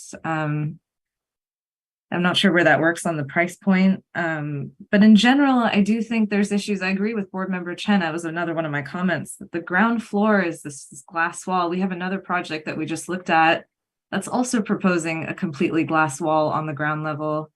And like that will be our future of just like walking along glass wall facades for the, glass walls until eternity. And we need to do better as architects. We need to do better in terms of making those ground level experiences better. There's lots of things that can be done, instead of just a curtain wall, maybe I'm sure there's columns there that can help, create feet, or create something that, maybe this whole thing is getting lifted on something that we can actually see instead of just floating. There's a chance to frame options down there, something to enhance that ground level experience, give it a relationship to the mass above instead of this floating party, which we've seen a lot. We've seen on other David Baker projects. We want to see something different here. This is Palo Alto. We don't want to believe that this project can just be anywhere. It needs to be special. It needs to be here. I really appreciate the comments from my fellow board members about if you move the fitness to the upper level, that's going to do something with your massing that will be different than just this, blown up, I want to say like SketchUp mass as far as you can go, right? It'll give some dimension to that parapet. It'll allow you to maybe cut back, step down. I like the idea of a flex space on the ground level for tenants. I know no one maybe said that explicitly, but I know that, especially with, I'm working on another affordable project where having a source of income for the community that could be like a community pop-up or something on the ground level that could be like a flex space for them that they can use in the community to generate income. I'm okay with olive for the vehicular entrance. I think it makes sense, especially if there is going to be a ton of traffic on Acacia. It's probably okay to spread that out a little bit. I like the daylight into the corridors. It's a nice thing that a lot of multifamily housing projects don't have. But in general, yeah, I'll just go back to, it seems like with this project, the materials are doing the heavy lifting, and there's a lot of pressure on the materials to do well, just because it is so minimal. So I would just push this team to like either not lean so heavy on the materials that can let you down sometimes, and just add a bit more detail, a bit more scale, a bit more smaller scale design moves to sort of really bring this project alive. And maybe that's a massing thing. I mean, I can understand the E-shape. So the E-shape would definitely allow for more sunlight into courtyards. And it might break the massing up more along El Camino. And I don't know what that does. I mean, it might also make the route to the other side a bit less circuitous, but something to consider. Okay, I will stop there. I do think there's a lot of work that needs to be done here, but in general, I'm really supportive of the project. And I forgot to mention that board member Rosenberg made a comment about the muse on the back side potentially looking very sparse. I also have that concern. It's quite brutalist, and I love brutalist architecture when it is paired with a great landscape plan. So I think brutalist architecture does work, and I've seen David Baker do it well when there's a good landscape plan. I think that's maybe what's missing. But a little in and out, a little something to kind of give it a bit more dimension might be a good idea. And maybe I mentioned this earlier, but considering moving the residential stuff from that north side to the Acacia and Olive side, just to activate those street frontages that are going to be so active. I understand there's maybe a space issue, but if you're looking at relocating the elevators, I do think, you know, that side of the lot that's facing the existing residential should try and have as much of the service back of house stuff that maybe doesn't need street access as much, just so that we can activate those facades as much as we can. Okay, those are my comments. Thanks. Wow. I find myself in agreement with my colleagues here. I'll say why in a second. In particular, though, I agree with what David is saying about the overall massing of the building and the way the site planning is working. In my notes here, I'd written down a lot of these things, but one of my big question marks was the basic partie. Is that S shape working correctly? And I think it works to some degree, but it really doesn't work for your circulation. You set up a situation where you have to have two elevators, two accesses on either end. You just can't have a 400-foot long circulation path. And it's just a fundamental building layout issue that I just think you need to rethink. The elevators need to be central to the building, or you need to have two of them, two lobbies, two elevators. And you can't have it both ways. It doesn't work. It's a basic functional thing. It's objective. I find myself nodding my head as Osma's talking about the massing of the building. It is a big box on top. It's a big box in part because you're not using it for any other purposes than stacked housing. If you put the fitness center up on the top, that would make a lot of sense functionally. It would also give you a reason to modify the facade. It give you that, what she's calling a small scale design move, which will help it tremendously. Unfortunately, it does look like a large housing project in the city, and yet this is Palo Alto. It's different here. So it doesn't fit that contextual sense. When I think of what Kendra was saying about the materials, that concrete facade along the face of those back-facing housing units at the ground level is kind of scary. If I lived there, I would be really nervous about it. If I was a single mother with kids, it would be really awful. Having that facade be a complete single line with no break between the units is just that's not humane housing. Housing has differentiation and uniqueness to it, and something where somebody can see what their front door is. And this is a concrete box. So I appreciate the idea perhaps on the street, but it seems to me carrying it around the back doesn't work. So just lots of things like that. I think Ying-Chi's comment about the driveway coming in from Olive is perhaps correct the way it is now, but this is one of those cases where this whole area is going to be developed dramatically differently over time. It's very likely that Acacia, which is the entrance into the Fry's site, will end up getting a two-way turn off of El Camino at some point. I think to be hinging this whole project, that we bring the traffic in from Olive, that we don't orient the housing, which is otherwise a sensible way, just to flip the building. Because of right now having access from Olive two-way off El Camino is not really justifiable. It's highly likely that Acacia will change. This is a large building. We're talking about a long-term impact on the town. Otherwise, it makes more sense to just mirror the building, put the residential things on the other side, minimize the impact on the R1 neighborhood by not having those people driving in and out, which is what everybody's been saying.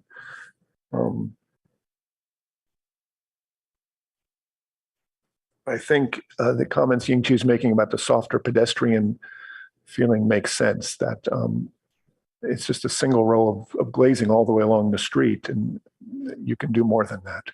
What I really see looking at this is that you've worked hard at the entry for that entry courtyard, the single element of brick, the breaking up of the massing. That half of the building has a lot of character and stuff from a pedestrian way that looks good, and I'm not seeing it on the rest of the building. Perhaps it's just not been worked on enough yet, but it really could use more of a touch that way.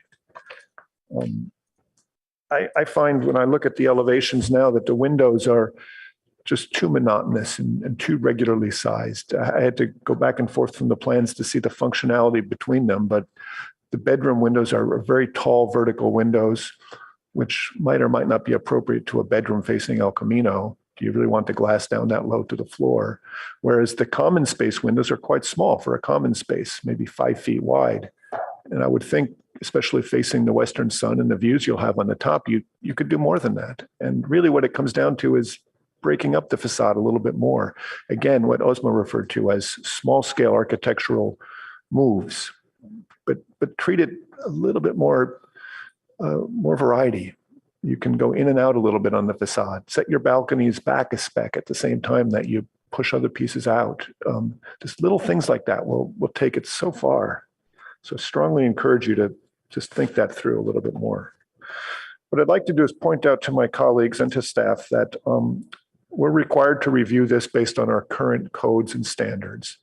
I can objectively state that the building does not meet ARB finding number 4, which requires it to be functional. Yet, if I cannot get from the inside of the building to the fitness center without going out on the sidewalk, that's just plain not functional. And that's not a subjective decision. I think any rational person would say that. If I have to come home, go up an elevator, then go through 400 feet of hallway to get my children to their apartment, that's just not functional. It doesn't meet our standard in an objective sense. I think that's a fair statement to say, and I think it's fair for us to hold this applicant to meeting that objective requirement that the building be functional. I think the same thing applies when I look at these contextual standards. Standard 1816090 number 2B requires roof eaves and articulation of the top of the building. This building has no effort whatsoever done to articulate the roof or the top of the building, and that's an objective observation. Any person looking at this would say that. I think it's not in doubt. Finding contextual standards 1816090 A, B, C, and D all reference the building massing. And it's the exact same argument I make again, that from an objective observation, it's just not doing it. It's a large white box on top of this raised podium. That's not articulation. So yes, we're required to be very careful that this is objectively asking them what to do. At the same time, it's also clear that it's objectively not meeting our standards right now. So that leaves us in limbo perhaps, but I do feel strongly about that. So, but I think at a high level, they really should look at flipping the building to bring the circulation off of Acacia, bring more activity to the street, perhaps on the other facade, but more housing on the other side. And they need to either get the elevator and the entry central to the building circulation pattern or have one at each end. So those are the two biggest things. So thank you. Well, I think we've covered it. I congratulate the board, on the all-encompassing kind of look at this building. And I should think that the applicant has a good idea by now, the scope of work that we hope you will consider and continue to develop, that we're really enthusiastic about the building being built here. Absolutely, every one of us says that. That we're super enthusiastic about the fact that it's going to be 100% affordable, no questions asked about the future rental issues, as often happens in projects that say they're building affordable housing. This is supportive housing, but it's also incredible to have this amount of supportive housing in this community. And I think that a lot of people in the Ventura area who have been asking and asking and asking at every meeting for there to be affordable, really affordable housing in the neighborhood, this one is the answer. So on that, you get 100% vote from us. But there are so many different issues here that have been brought up that I'm hoping that you will not disregard them because you can by the state legislation, but rather look seriously at just about every one that have been mentioned here. Some of them are questions as to whether it's on acacia or on olive. There's a potential one or the other possibility.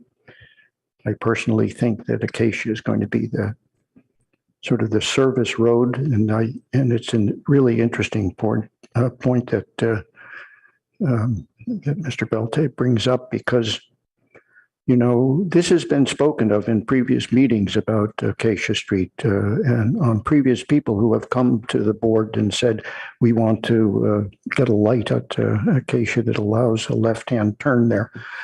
And so it's not a new thing, and I think you should explore that. And I don't know where it goes. It's a difficult one. Planning and Transportation is going to be seeing this project soon. So now that we mention it, hopefully they will focus on it. I repeat that the council is open to you developing your massing so that you could even go up another floor or two, but particularly one. And that would change the scale of this building and the variety, not just the issue of the box and the sitting on top being in the same level. It would create that variety in the massing just to begin with. And then all of the other comments about feeling the scale of the building to its smaller detail are really very, very important aspects. And the comment about the ground floor,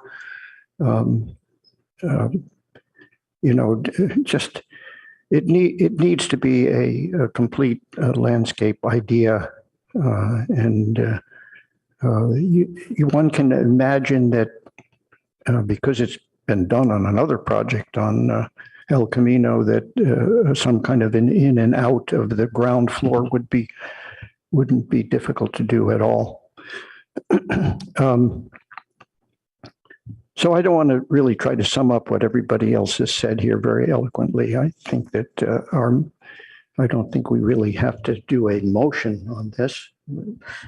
We do need a motion to continue this to a date uncertain. Oh, that much for sure. But I think it would also be good to ask the applicant if they had any questions. We do want to make sure that everyone's on the same page as far as how we go forward from here. Mhm. And so if we do need to summarize, we might need to do that, but let's hear from the applicant, maybe what their questions are. Good point, Jody. Let's hear from the applicant then about our comments. Thank you.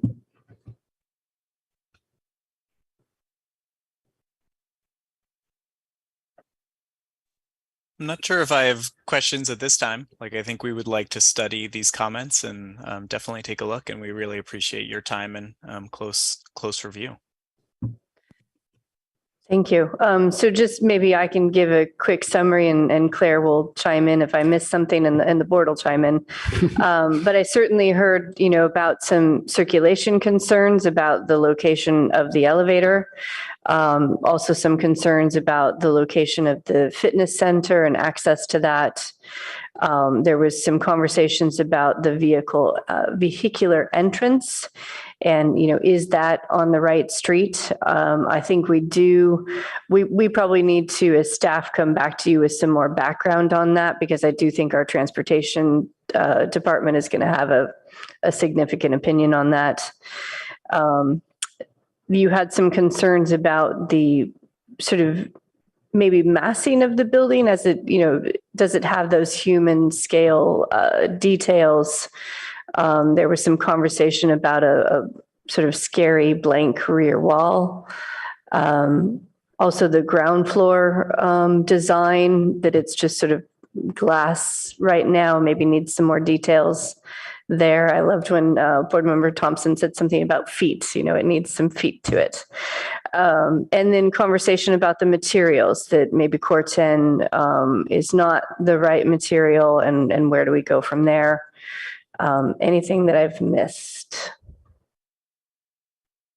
I think, Jody, you're underplaying the concept of having more public space or community or commercial activity along the street somehow. Several of us asked to explore, could they put some other commercial space on the street or get more of the community room somehow down there to enhance public activity? Yes, we did. Okay, so commercial space, potentially commercial space on the ground floor. There is not a code requirement for that, but we certainly can have the applicant explore that. And I did hear something about, potentially a flex space on the ground floor. Maybe that's something that they would be more amenable to. I think the comment was like, ground floor activation with kind of exactly what she said, a community related activity or commercial, or bringing some of those residences out onto Olive and Acacia as part of the activation suggestion. Okay, thank you. That just helps make sure we're on the same page moving forward. If I could also, I don't want to underplay David's suggestion that they consider making parts of the building taller and parts of it shorter. And everybody here is nodding their head on that, but I didn't hear you summarize that. But I think that's something we all agree is a possibility. That's related to your roofline comment as well. Yes, well, I was the only one who brought up what's basically base, middle, and top, and I don't want to refight that battle. But I was going to as well. But I'm just happy to leave it that the small scale design movements. But really what I'm trying to point out is David made a strong comment about taking advantage of the possibility of having parts of the building be taller and parts be shorter. And I think that's a comment that all of us are nodding our heads on. Just so that the applicant is aware, the South El Camino design guidelines require us to make a finding that there is a base, a middle, and a top to this design. And we've discussed a bunch internally, but as moving forward with that, it is, as Board Member Bolte mentioned, the human scale design or small scale design elements, the places that. I'd like to chime in a little bit on base, middle, top.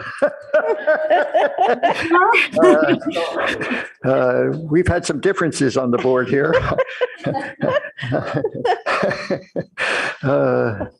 I think that we are now in a kind of a different era on El Camino, and we really need, and Jody has mentioned it several times over the course of the last few years, that El Camino guidelines need to be looked at again, because El Camino is really a changing area of our city, and will be changing even more radically as the next few years develop more projects.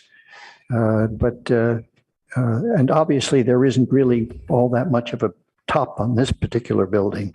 So I think that there ought to be some flexibility, and they can make adjustments in form, but they don't really have to, in my opinion, and I may be all alone on this, don't have to create a special top to this building, since it's, as I said, 250 feet long on the street facade. And I think that top would look kind of weird with this situation. The forms. Unless the designer comes up with something good, you don't want to preclude it, right? Yeah, I think all the board members are correct. There are a variety of opinions about this, but the El Camino guidelines are what they are. And the architect needs to convince the board that there is a base, middle, and top.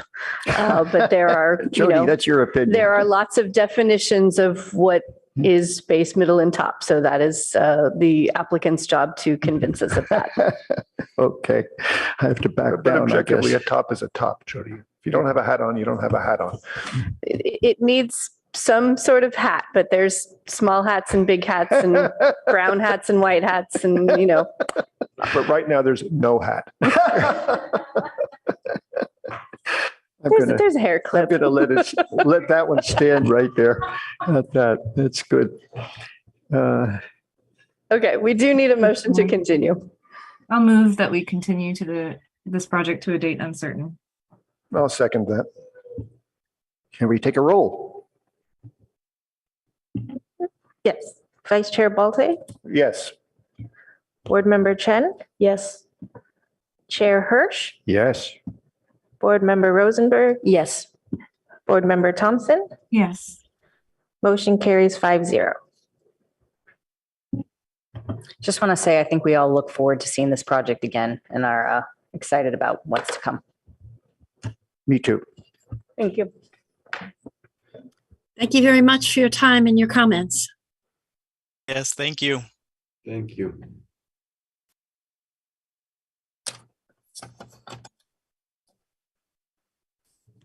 Ten minutes, 10-minute break. Oh my God. I'm totally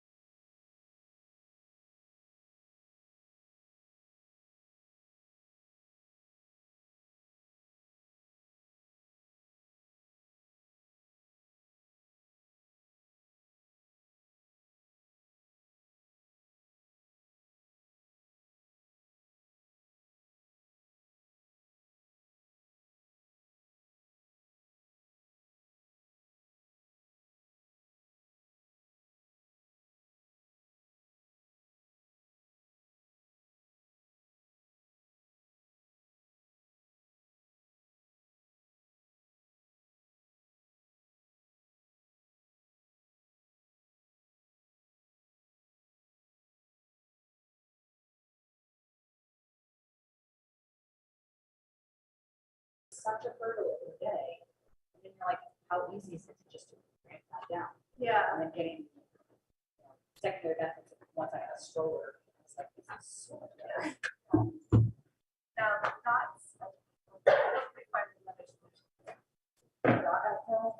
But it's important because it is that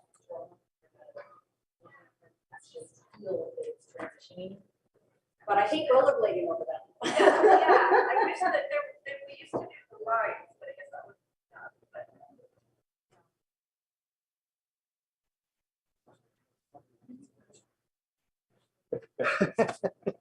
Hourly breaks.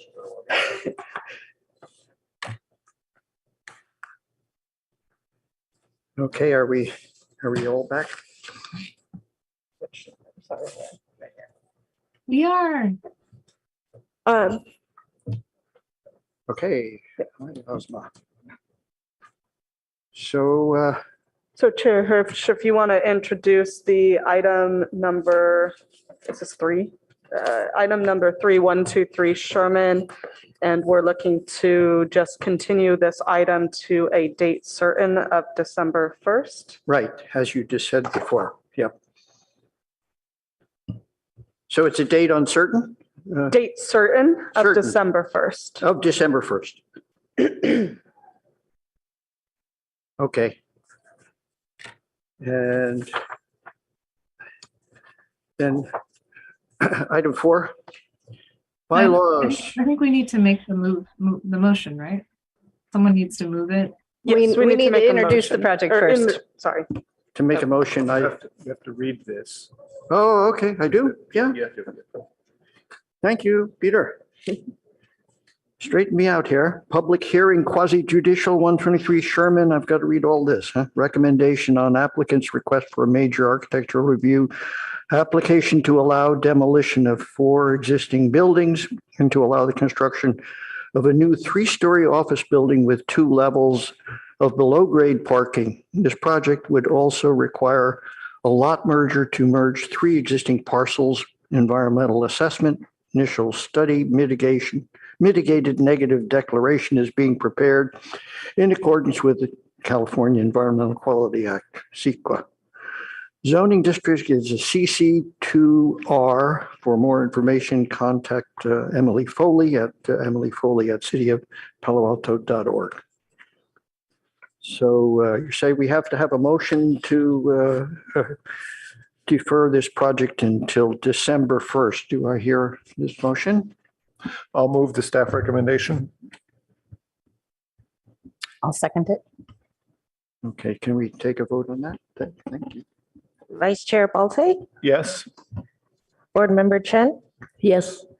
Chair Hirsch, Yes. Board Member Rosenberg, Yes. Board Member Thompson, Yes. motion carries 5-0. Okay, thank you. Then we move on to bylaws discussion regarding meeting attendance. Excuse me, this is the right one?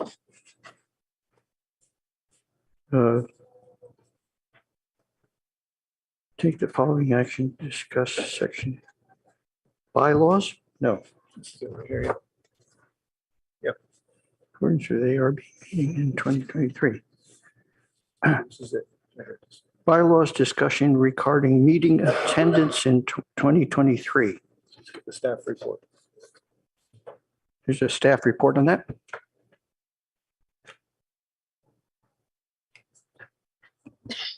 Sorry, couldn't get the button to work there.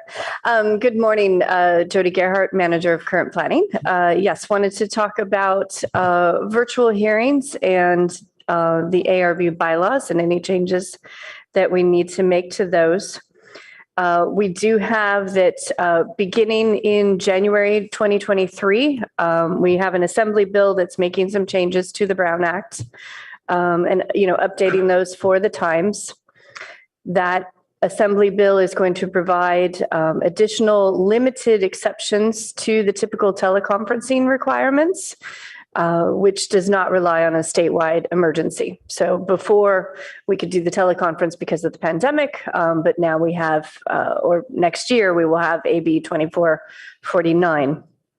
That assembly bill goes on to say that board members may participate remotely without making their location available to the public, only when there exists a just cause or an emergency situation. And that there still needs to be a quorum of the board who meets in a single location. Presumably that would be here, the chambers. And this exception may not be used by a member more than 3 consecutive months or more than 20% of the regular meetings in a calendar year. That has been interpreted, the council and other boards have decided to use sort of 3 hearings as kind of the limiter. That's something that we could put into our bylaws. So this is the existing ARB bylaws that just talks about the regular meetings are held not less than twice a month. So we already have that. And then we go on to suggested changes. So PTC did have a meeting just last night. Amy French, our chief planning official, is here if you'd like to hear some more details about the PTC meeting. But I believe that they just made one small change to their bylaws, which is what you see here, that board members may attend remotely to the extent permitted by state law. It's a very, sort of generic sentence that we could put into the bylaws. And if we do that, what I'm suggesting is that, outside of the bylaws, we have some maybe other procedures sort of written down so that everyone knows what the other details are related to that. Secondly, the city is going to hold a Brown Act training on December 13th. You should have gotten an email on the 8th of November related to that. So let me know if you did not get that email. So we could also potentially, continue the discussion until after that meeting if we wanted to do that as well. So thank you. That's my presentation. Again, Amy French, our chief planning official, is here if you'd like some more details about the PTC. Just a question that comes up regarding how many people could be remote, you could imagine one person, but would there be a limitation on how many people could be remote for any particular meeting? Yes. So back to my previous slide, it does say that a quorum of the board must meet in a single location, and a quorum for us is 3 members. So we would need at least 3 members to be present here in the chambers at any hearing that we have. Got it. I have a question also. Is now the time to ask questions? Go ahead. 3 hearings is much less than what's permitted by state law, right?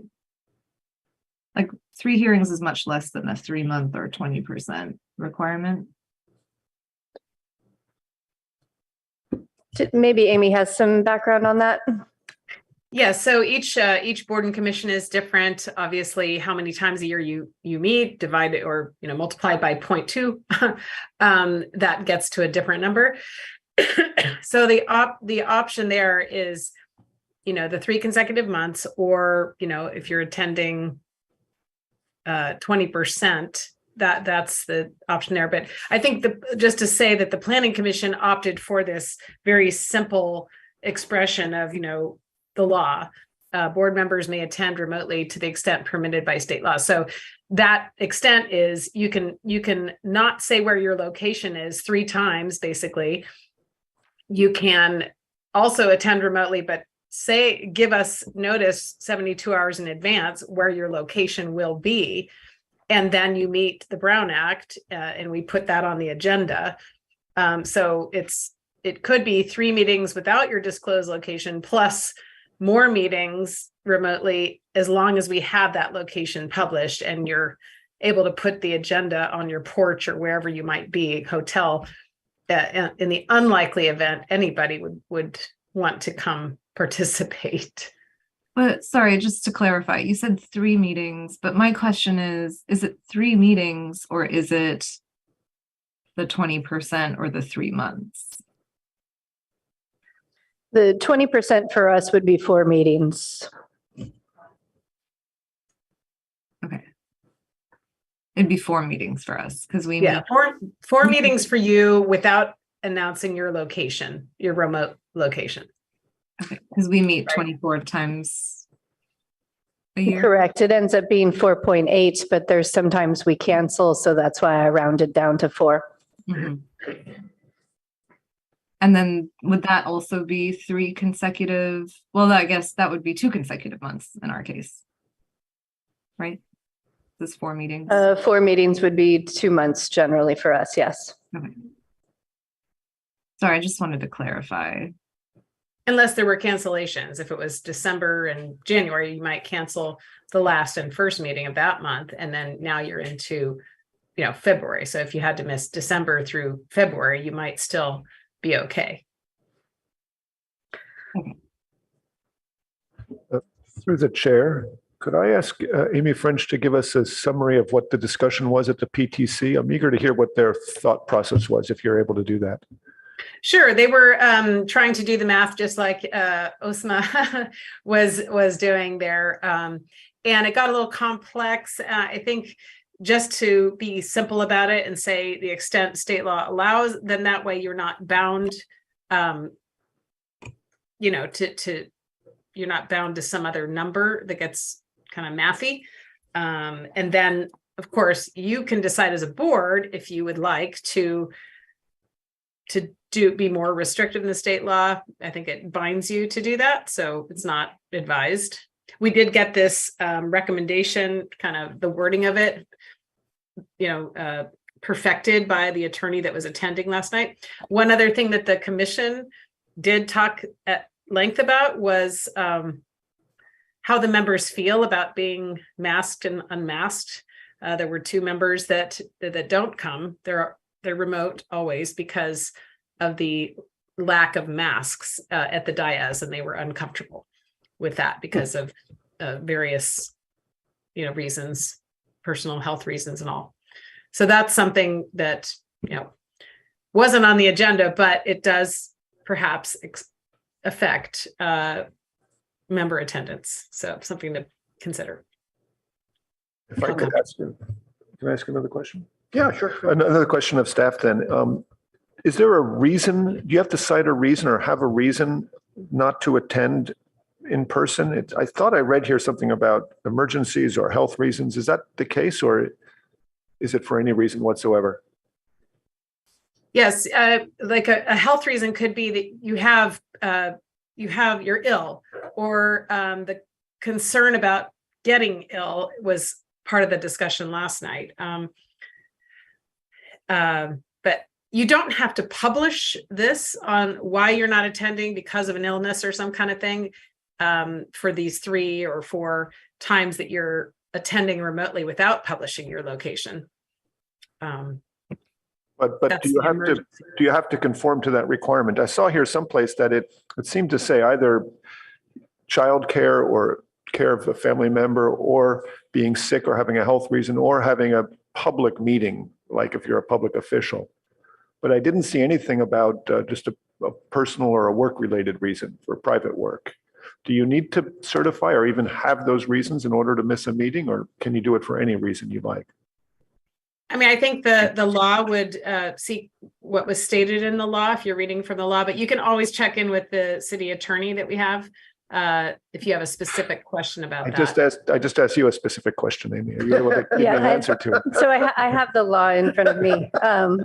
It does say emergency circumstances means a physical or family medical emergency that prevents a member from attending. A just cause means any of the following: child care, could also be, adult care of a grandparent or something, a contagious illness that prevents a member from attending, a need related to a physical or mental disability, and travel while on official business of the legislative body. But it does not talk about just work travel. So if we're enacting state law, that's what has to be followed. Is that correct?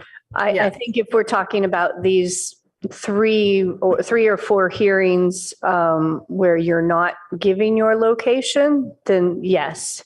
But if you were traveling for work and you gave your location, I think that's a possibility. Can I ask another question, David? What the heck? Okay, so do we as a board have the option to go not more conservative, more liberal than these things? Can we add our own reason if you have a work-related reason to not attend in person? Would that be acceptable for us to add that ourselves? I don't think we can add to state law, no. So we can't. I think you're asking for our ARB bylaw, though, right? Yeah, I mean, I'm hearing on the Well, one again, hand, the difference is, are you going to give your location or not? If you are not going to give your location, there needs to be this sort of family emergency. If you are going to give your location, then it could just be because you're on business travel, but you would need to give your location. okay. And you could decide as a board, what's reasonable, how many times you feel that board members could do that, give locations and miss meetings and be remote. Sorry, so just to clarify, really the big sort of swing of this point is whether or not you disclose your location. And if that's the case, when you do disclose your location, how far ahead of time does that need to be? Does it need to be formally in writing? And that one can be for basically any situation. So if you were traveling to Florida to visit your sister, you can take it remotely via Zoom, as long as you provide what notice and in what format. So it's 72 hours in advance is when we have to post, changes to the agenda. So that would be, before 72 hours, because we're making the posting 72 hours in advance. And it should be something in, an email, and plenty of time for us to do that. Great. And then you would have to post the actual agenda on your hotel door or wherever, the house where you're taking the meeting. So with the agenda, actually, this is an interesting follow-up question. Because at that point, you basically have to get these packages delivered to wherever you are. So for example, this Florida, so these would have to be mailed to Florida. I would have to get them. And then during the Zoom meeting, I'd have to post a sign on the door of wherever I'm at, even if nobody else can see it. So I think, yes, I think you could bypass the physical packet if you choose. You could say, I'm just going to take it online this time. Okay. That's an option. Okay, but the physical posting on the door needs to happen. Yes. And then the reason what I'm trying to get after here is I feel like, and I might be the only one speaking for this, but I feel like it's anytime we can get more people to review a project, the better off we are.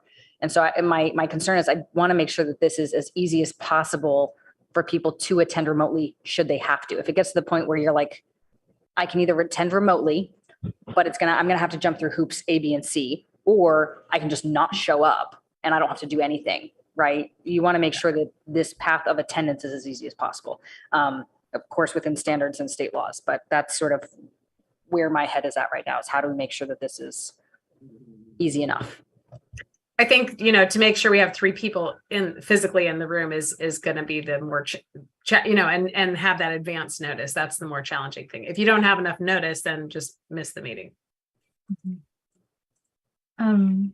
What about if something like what happened to me today happens, where my bike gets a flat tire and Caltrain's schedule is running an hour and a half behind, and I have no physical way of getting to the meeting on time?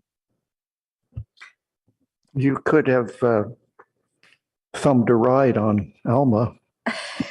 A Lyft ride. Not advised. A Lyft ride to get to City Hall was $27 from my house, and I only live like 15-minute drive away. No, but I think Osma brings up a really valid point that there are times where just, things go sideways in the morning and we need to be able to sort of adapt and adjust as quickly as possible. And again, the goal is to have people here, people present, their minds focused on the project, their voices speaking up for the project or against it, right? So again, in that situation, I do feel like there should be some, whether it's an amendment we can provide as a board or something along those lines, where in an emergency situation could entail lack of transportation and short notice, right? So that I just want to make sure that we do cover that, because I think that's it's a perfect example. We had it this morning. And if these laws are this restrictive and this tight, someone wouldn't be here to provide her insight and thoughts on these projects that we looked at this morning. So and they're invaluable. We want to make sure that she's able to do that, or any of us for that matter. Yeah, Yeah, it's a small enough board that every member matters for every meeting. So I agree.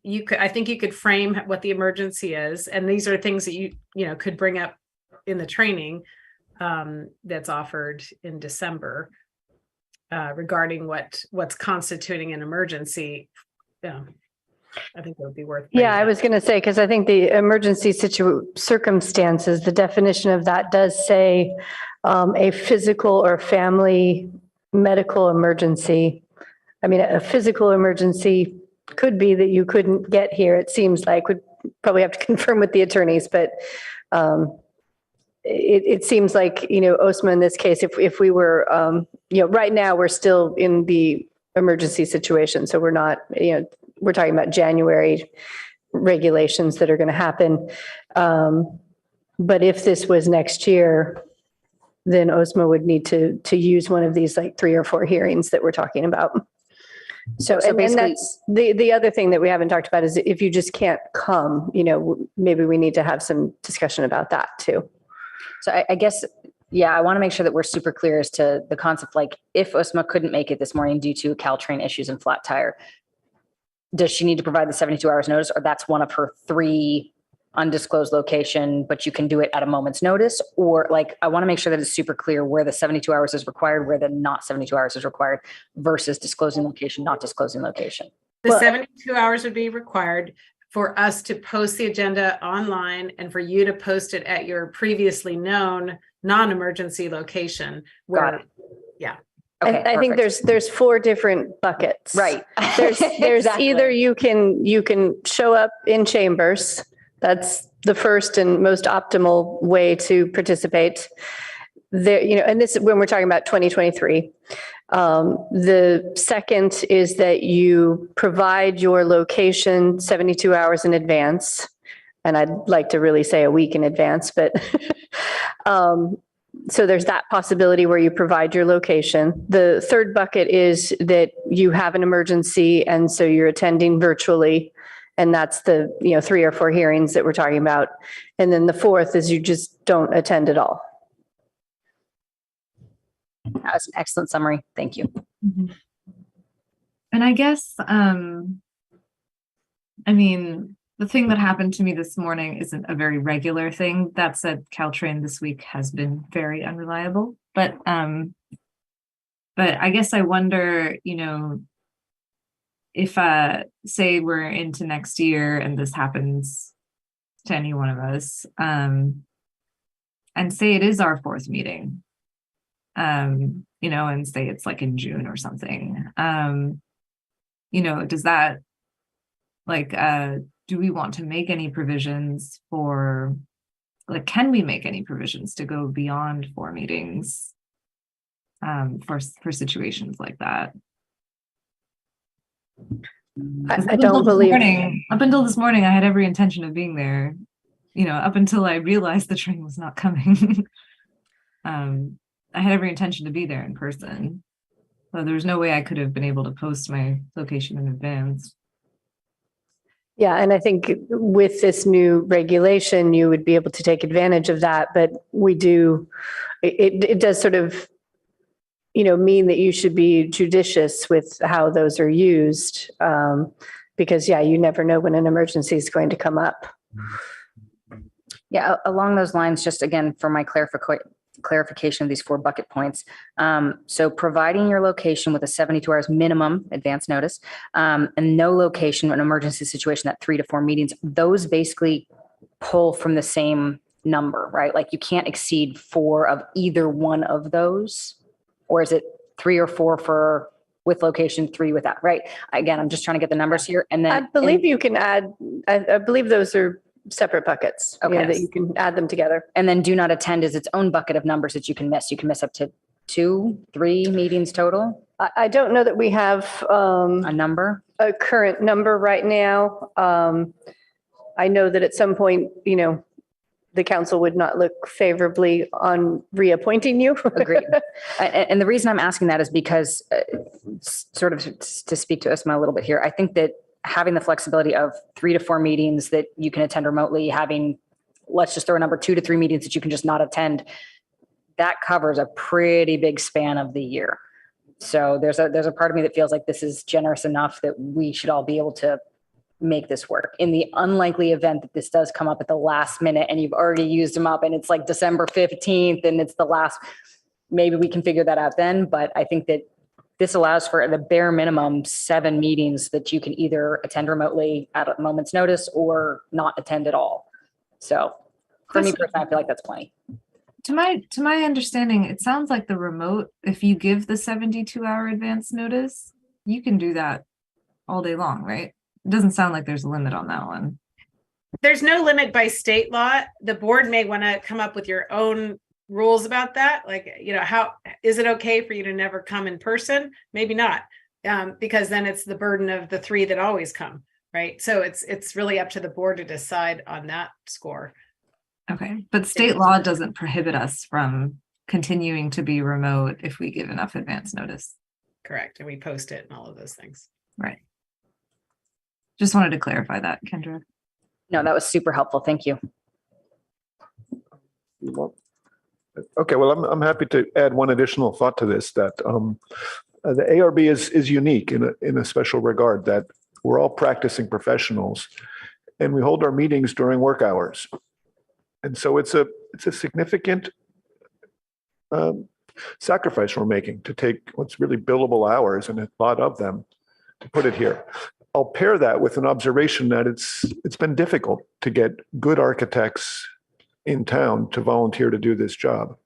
So to the extent that we can give some flexibility to people who could contribute if they were from their office some of the time, it's something we should consider, I believe.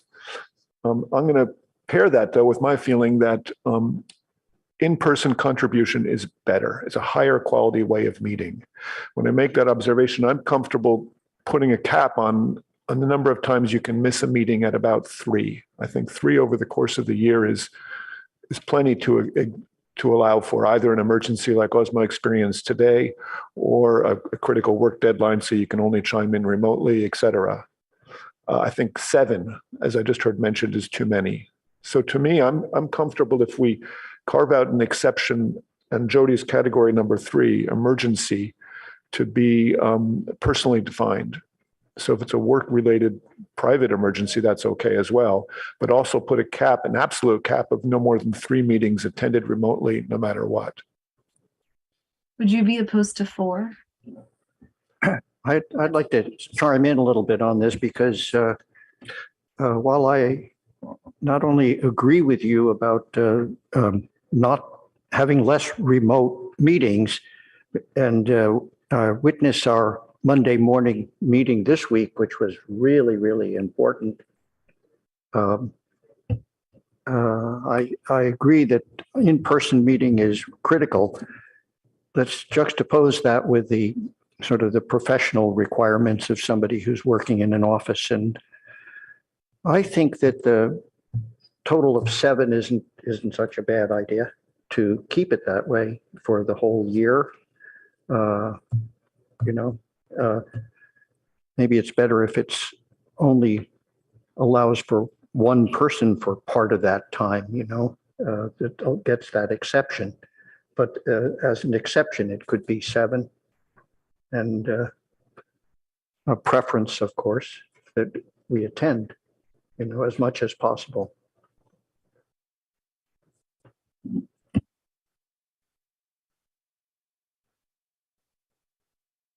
I'll let Ying-Shi provide feedback. No comments at this moment. Yeah. So can I get a clarification from staff? Are we able to add to our bylaws per state law, but also put the caveat that you can choose not to attend without the 72-hour notice a certain number of times? That's basically going more liberal than state law. Is that something we can do? Do we have that option?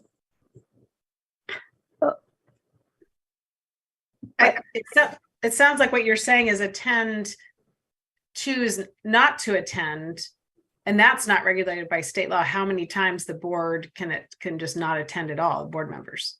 That's so the state law piece is just those 3 meetings that are remote that are not disclosed where you're meeting from. That's But the state law. but Amy, the state law says it has to be an emergency circumstance, and it defines what that is. Correct. And I'm saying, Physical can or we modify that emergency circumstance to be a personal circumstance? I think it says as approved by the board. So I think it can be a circumstance that is approved by the board. So if it's an emergency work circumstance, I guess. Well, if we approve as a board that is acceptable, that like transportation difficulties are an acceptable reason, then I think that would still be in cahoots with the state law. Yeah, because an emergency situation can be a physical item. And so if you couldn't catch your plane back home or something like that, that would be an emergency. But I'm referring more that I've got a huge work presentation at 3:00 this afternoon, so I need to be back in the office immediately when this is over. That is not in conformance with state law, not for this particular bucket that we're talking about.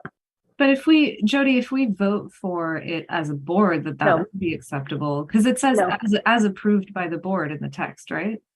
Well, that's not the state law, that's the That's not- staff yeah. report. For this third bucket that we're talking about with no location, it has to be an emergency. Okay, because that's what I'm advocating for, that we allow the third bucket to accommodate individual choice up to a maximum of 3 times, or Osmo was hinting at 4, but pick a number. I think from the architecture review board meeting during work hours, it's actually pretty important to have. As much as I don't like it, I think it's important to have that option. But I do think you have the second bucket where if you provide your location, I mean, you know when your deadlines are coming. I mean, if it was the 72 hours, as long as you make sure that, really get a hold of staff in those 72 hours. I hear what you're saying, Jody, but from a practical point of view, as a practicing professional, it's a non-starter. I'm not going to put a sign on my office door, and I'm not going to know 72 hours ahead of time necessarily. I mean, I'm volunteering to do this as it is, and that just seems to me like a huge ask. And I would just choose not to pass before I had to go through those hoops. But the board is worse off if we don't get these opinions. Yeah, So- no, I think we're sympathetic, but we need to be in So conformance with state I'd law. like to advocate that as a board, we tried to make this happen. Perhaps we can ask staff to go back to the city attorney and see if it's possible that we be allowed to add to our bylaws that a board member may participate remotely, maximum of 3 times. You can certainly continue this discussion and Osmo, ask. I'm trying to help here, okay? 20%. I think 4 is the 20%, right? So I think Yeah, that makes sense. unless we have COVID and the last 3 meetings are canceled, and then all of a sudden somebody can come at us because the Well, numbers don't balance. I think that what Amy was saying, and Amy, please correct me if I'm wrong here, is that when the meeting is canceled, that does not have any effect on Doesn't this. count. It Yeah. doesn't count. It's like a pass, right? So again, it's not like. Yeah, but it's 20% of a smaller number is a smaller number. Well, 20%. Right, but if we have 24 meetings, which is 4.8, you know, 2 years ago, Jody, how many meetings did we have? that's 2 years ago. That's a different timeline. Yeah. Those were wild times back then. Yeah, and during the pandemic, I mean, we canceled a few because, development was down. So it's kind of all over the place. Yeah. I would suggest that you consider, you have this training coming up on December 13th. Of course, there will be questions and answers from board members. Not every board will have passed, just like the HRB. We took this to the HRB. They said, let's continue this. So they're going to go to that training and they may have some questions as well. And then we can come back in January and, pass what's needed to be what works for the board. So you could do the same thing if you'd like. I'd leave it to the chair's discretion how we should process this then, but I think I've made my view clear.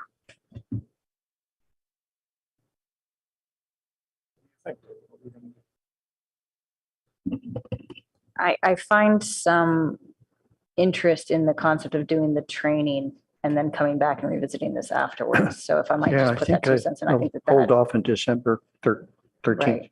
Yeah. Yeah, I'd be open to that as well, just in case there's new things that come up in that training that we're not thinking about now. Okay. Just- So, and we do have a December 15th board meeting. Hmm. So I don't, would you want staff to be ready at that time, or would you want to wait till January? I think, yeah, we need a little time to defer it. One meeting wouldn't be a bad idea. To the 15th of 15th. December? Mhm. Okay, then we would need a motion for I continued. thought, David, you wanted to continue it I past want the to 15th. continue one meeting beyond that. So the first meeting in January. So or it'd be something. January 5th, Okay, 2023. January 5th is normally canceled. Yeah, so the next meeting. January 19th. Correct. Is there any appetite on the board to ask staff to investigate with the city attorney whether it's possible to do what I was talking about, having We will no do that. reason? Yeah. I'd like to, Yeah. I'm sure the training is going to be fairly negative about that, but I'd like to hear the city attorney chime in. Yeah. I'd be supportive of that. So I move that we continue this item to a date certain of January 19th, and that we request city staff to get a legal opinion whether we're able to miss a certain number of meetings with no cause, without notification. Mhm. A second. We'll take a vote. Okay. Vice Chair Balte, Yes? Board Member Chen, Yes. Chair Hirsch, Yes. Board Member Rosenberg, Yes. Board Member Thompson. Yes. Motion carries 5-0. Okay, does that do us on that item then?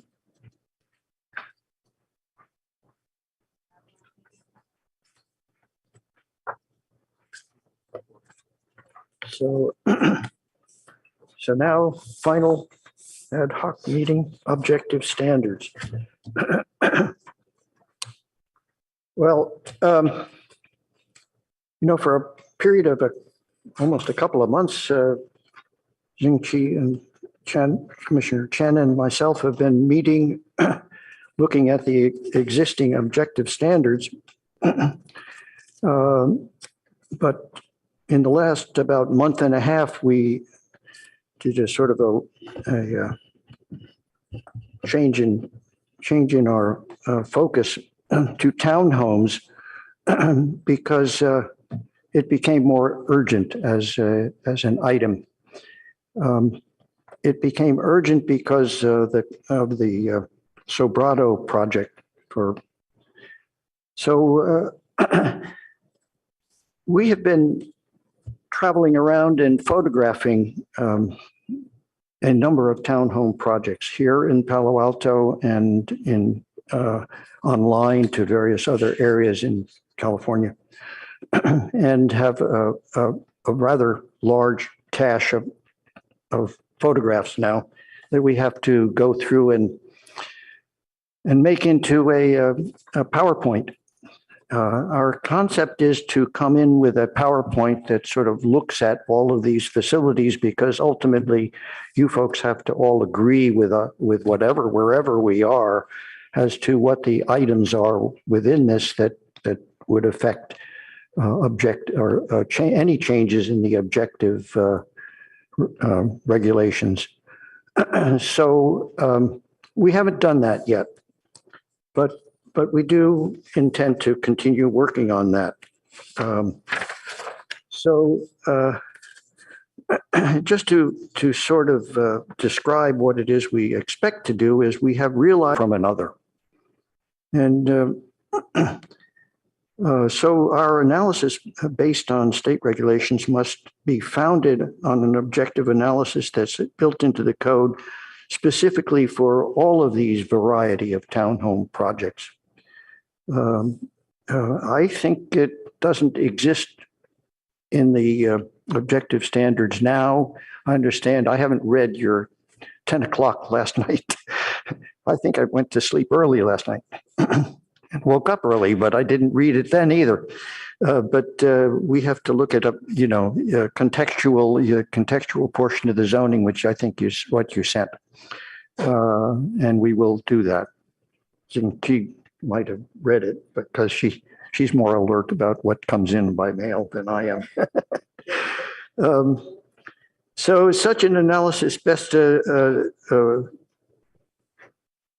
so I would say that it's best if we have a good look at the existing existing townhome projects together.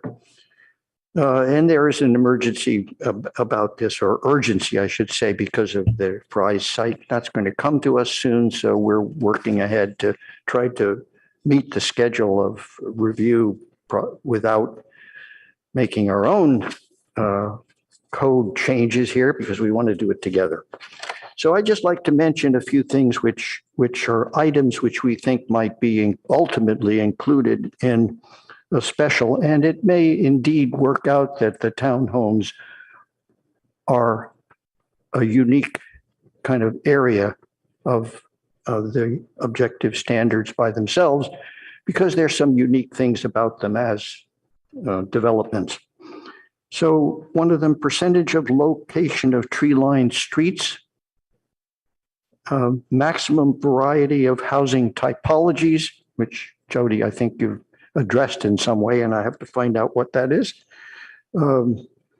Maximum percentage of tandem parking units. It's kind of critical. There is already a regulation, but maybe that should change for what other reasons that we discover. Maximum length of a unit cluster. Required amount of common open space. Amount and location of guest parking. Required dimensions of areas between units when units become the circulation between two clusters, let's say. Required space between two unit clusters when they're publicly accessible from the outside. Requirements for cul-de-sac issues, when they're special design. These are the kind of things that we've been looking at, noticing in these various projects, and we'll bring it into you. So that gives you an idea a bit of where we are in it at the moment. And we ask you to be patient until we can pull it together in a PowerPoint that will clarify a lot of these very issues. If I can make a 2-cent comment, rereading this again today, I just wanted to say I really appreciate the work that you guys have put into this so far. So thank you for that. I did have one quick question about tandem parking. That's okay. Yeah. Like we saw earlier today, they have a puzzle elevator system. Puzzle. Mhm. Does that so theirs was 2 in the front and 2 in the back, but also elevators. So does that qualify as tandem parking, or is that quad parking? I guess there's some questions about that, because we are going to see some of this new technology in regards to elevator lifts and things like that for car parking. So you probably can't answer it now, but just food for thought that maybe we want to keep that in mind. I think that's going to be probably too expensive for any developer of. Right. But just food for thought that might be coming down the pipeline as well. So just to have that. That's a possibility. Since you're already looking at tandem parking. Yeah, so if I may, the city has regulations about lift systems and things of that nature. If you, for residential units and for offices, where we think that people are going to be coming on a regular basis and therefore they can get used to the puzzle system, that's when they're allowed. We don't allow them in retail situations because there's new people coming all the time. But where a puzzle lift is allowed, we do require that there is an entry point that anyone can access, that your car's not behind someone else, or there doesn't have to be this juggling. The lift system should do the juggling for you so that you can easily get your car out of that system. So we don't allow. We have had developers propose tandem lift systems where they're both puzzles, but you have to drive through one lift to get to the second, and we don't allow that either. Thank you. Just giving some thought to that. I don't know if we've run across a townhome project yet that has common parking space, but it's possible. So a very large project of townhomes I could see would have, let's say, a personal parking space in your house and a tandem parking space in a common garage of some sort. Very reasonable for that to happen. So I guess that would have to be looked at. So it's kind of an expansion of where we're at because we're not looking at projects that are that big. Okay, but thank you for that. Yeah, we do allow tandem parking if it was the same unit. So if a unit required two spaces, those could be in a tandem situation because we figure, you're either family or roommates, you can shuffle your cars around appropriately. Right. So I did just want to bring up a few other notes too, related to the context-based design standards. The council, when they approved our objective design standards, meaning 1824, the council also kept the original context-based design standards and basically said that if you're a housing development project and you want that streamlined system, then you use 1824. If you're anything else, then you go back to the original context-based design standards. But we did, in developing the objective design standards, very much relied on context-based. And so they should be fairly equivalent. One is just more objective than the other. And so, always good to go back and look at context-based, but hopefully they already are mostly matching. And I think what we're doing here is that, we know that objective design standards project was so big that we're not going to get it, all right in one fell swoop. And so, good for us to go back and see how it might need to be refined. And I appreciate the, ad hoc committee doing that. But the 200 Portage townhomes are on file. They are an SB 330 project where the regulations have been frozen in time. And so that is not a project that we can affect with any future code changes. But there will be, more townhome projects in our future, I would assume. And so, good for us to continue making these changes. I'd like to add in a couple of things if I could quickly. One is to the committee. I think it'd be good to get a definition of a townhome project. I think we all know what it looks like, but we're talking about writing laws and regulations here. And I think it's worth actually making an effort to see what's been done by other communities, but also what would we recommend. So we can have some substance behind this. Staff might also be able to help with that. Then I guess I'd like to comment that I think, yes, for all that work we did on the objective standards, I think we missed the opportunity to address this particular typology of townhomes. And our objective standards do miss some important elements, which is what this list is talking about. And it's actually pretty important. We're going to run into more situations like this sooner than we think. So there's actually quite a bit of urgency behind this. To that effect, I wonder if we can't just be a little bit more proactive on this with two things. One is to staff. I'm pretty aware that the council is expecting us to come back with periodic updates or revisions of the objective standards as a whole, but there's no schedule set or nothing. They haven't asked for that, but I know that when we reviewed that, my private discussions with council members indicated that they very much felt that would be necessary. Is staff able to put together some calendar of what that process would be? Where does it start? How do we go forward? Or even just ask the council, is that something they want us to do? But it seems to me that we should all be on the same page. If they don't want this or they're not going to take it up, then we're wasting our time. If they hear from us that there's a number of things we think they should look at, can we try to frame in with them when and what process that would be? Then I'd like to come back to our subcommittee too. This has been on the books for quite a few months now.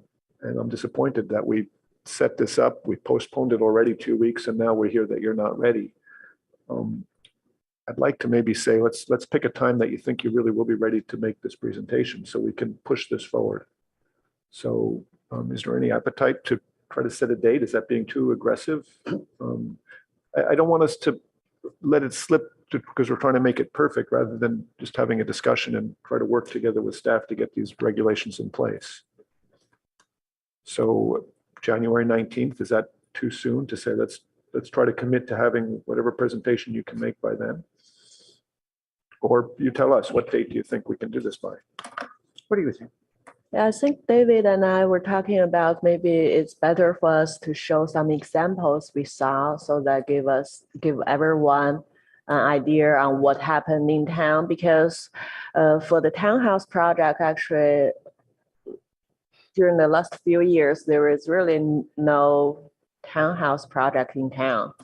And we saw there are lots of good projects that has been done maybe 10 years ago or even longer that we saw they're really, which are approved by the board, that are really high quality design with either site planning or material selection.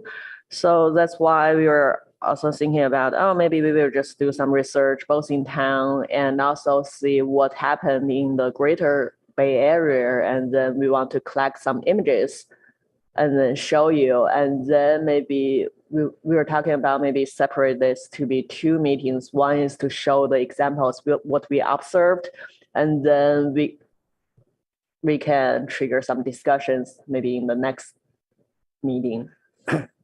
Yeah, so maybe by the 19th, we could have a PowerPoint show.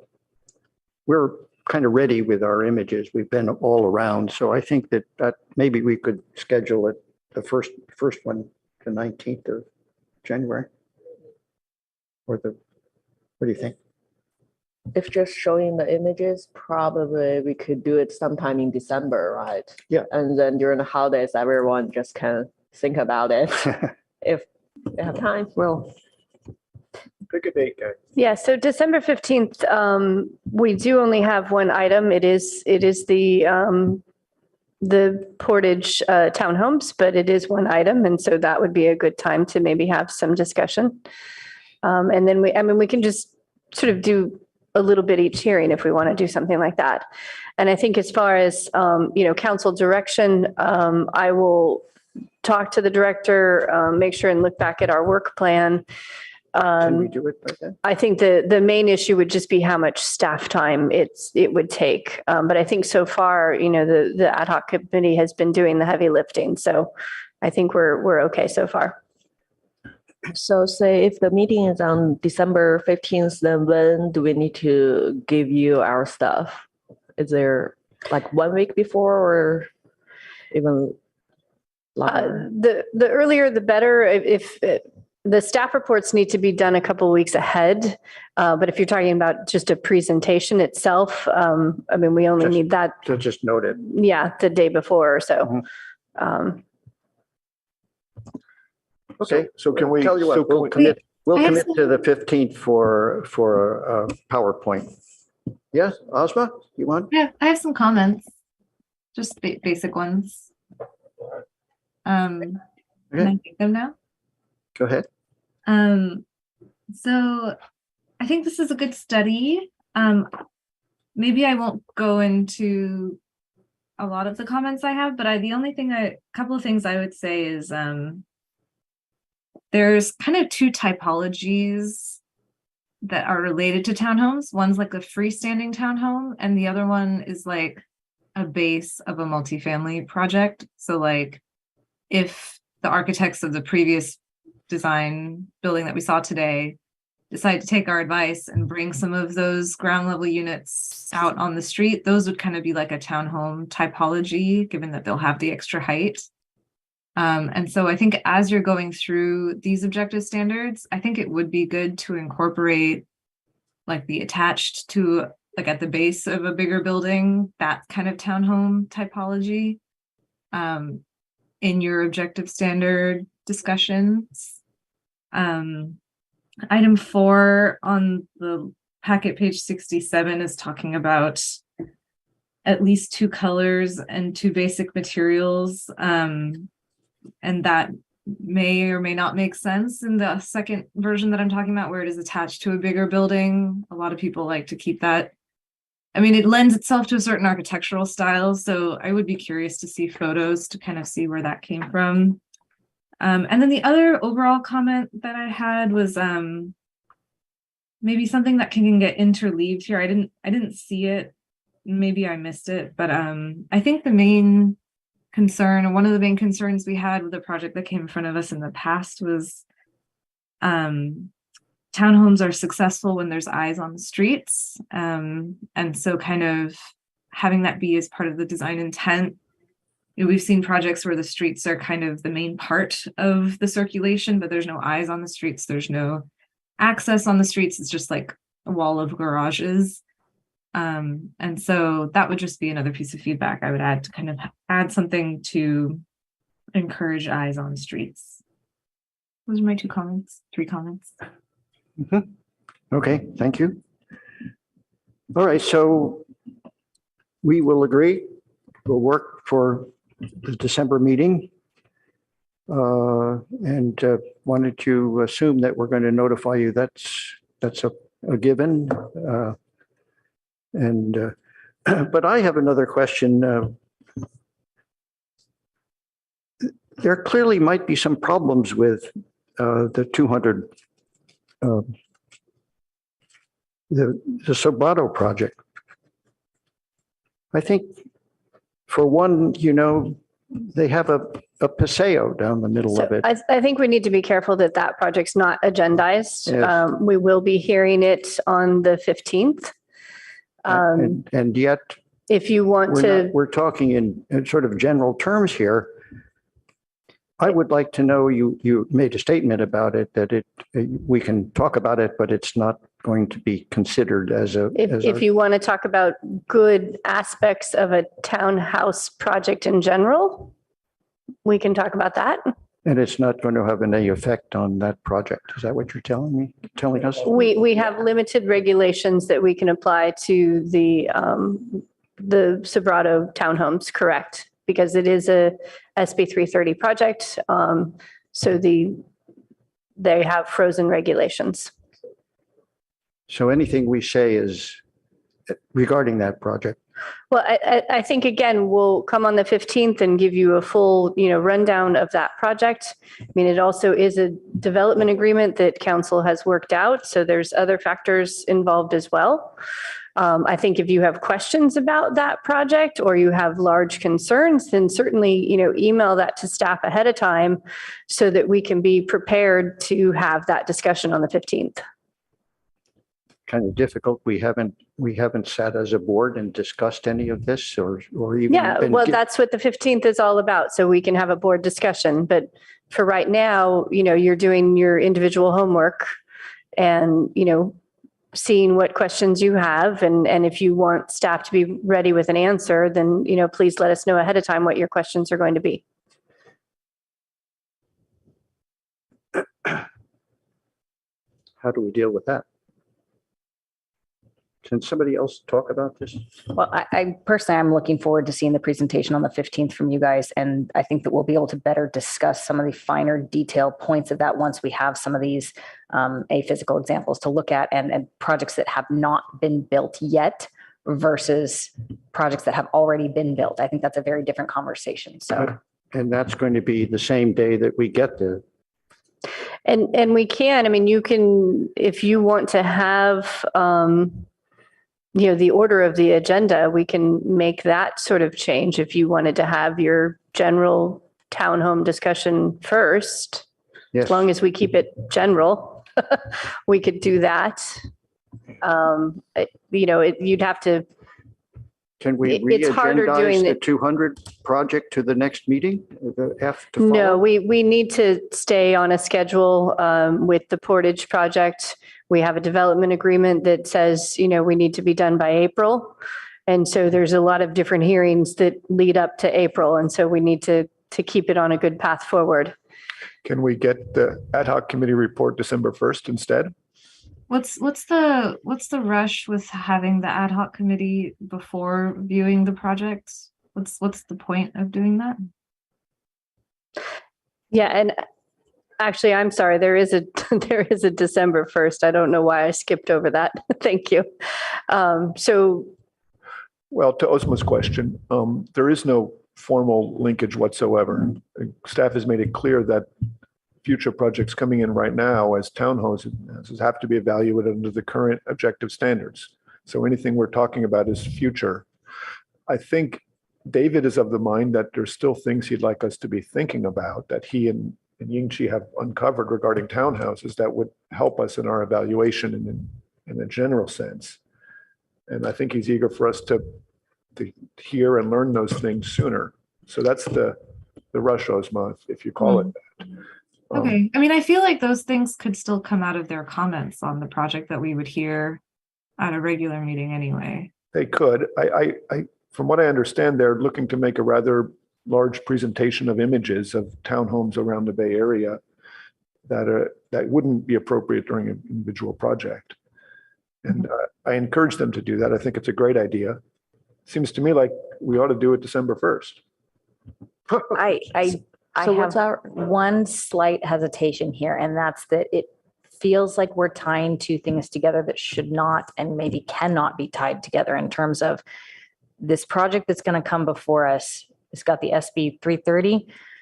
And so we're evaluating on one set of standards. And it feels kind of like we're trying to push this idea of these new townhomes in front of us so that it's in our heads, even though we can't formally hold this project to those standards. Yes. So I'm a little bit, this feels a little bit questionable to me in that regard in terms of tying them together.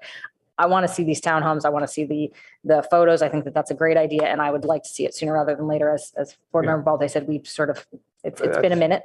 So let's get that moving forward in terms of seeing these. But I do want to just caution the board that we do want to maintain the neutrality of the project that we will be looking at. And that I don't want to tie it too closely to this presentation of the ad hoc committee because it is held to a different standard. We need to respect that. Yeah, I'm with Board Member Rosenberg on this. I don't really see the rush. I mean, I'm happy to see the presentation, but I'd rather the ad hoc committee take the time needed to make the presentation right instead of rushing it, early. I'd like to see the full, complete thought instead of just bits and pieces so that we have something properly to look at and discuss. And Board Member Rosenberg's right. I don't really see, I understand that we're going to get a similar typology of presentation in front of us, but if it's not related, we're all really good at reviewing projects and, that's kind of what we do. And so I don't see the point necessarily in having one in front of the other. So perhaps in January instead? I'm fine in December, but whatever works, whatever the ad hoc committee feels like will make the best impression long term, which is what I think the point is.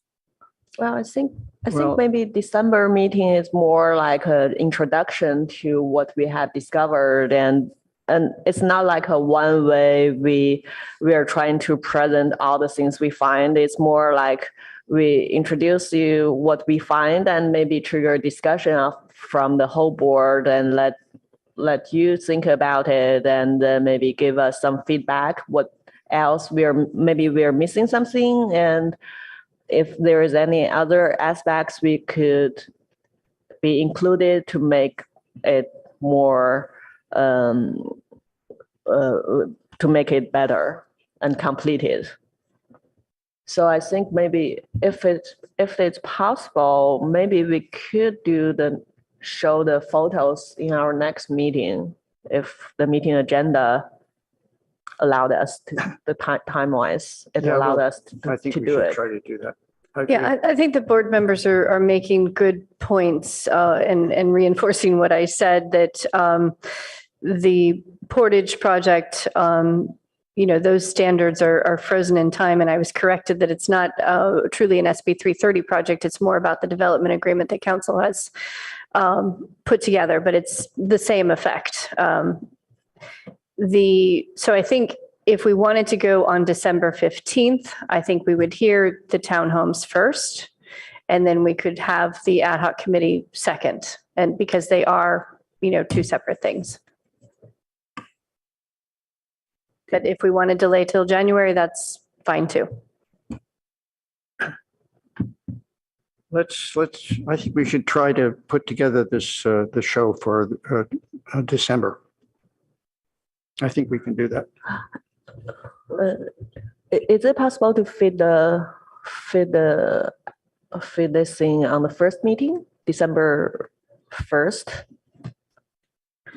On December 1st, we have 660 University and 123 Sherman. They're both fairly large projects, but we can certainly add a third item if we so choose. Let's do it. And for what it's worth, you guys are in control of the time of the presentation. So you guys set the time limit on this one. So it's going to be a really long December 1st meeting then. Yeah, it will be. Like going past 2 p.m. long? And for this is a very selfish comment, is that I will also be not in chambers. I won't be in the meeting at all on December 15th. So I do have a slight preference for it being on December 1st, because then I can be here.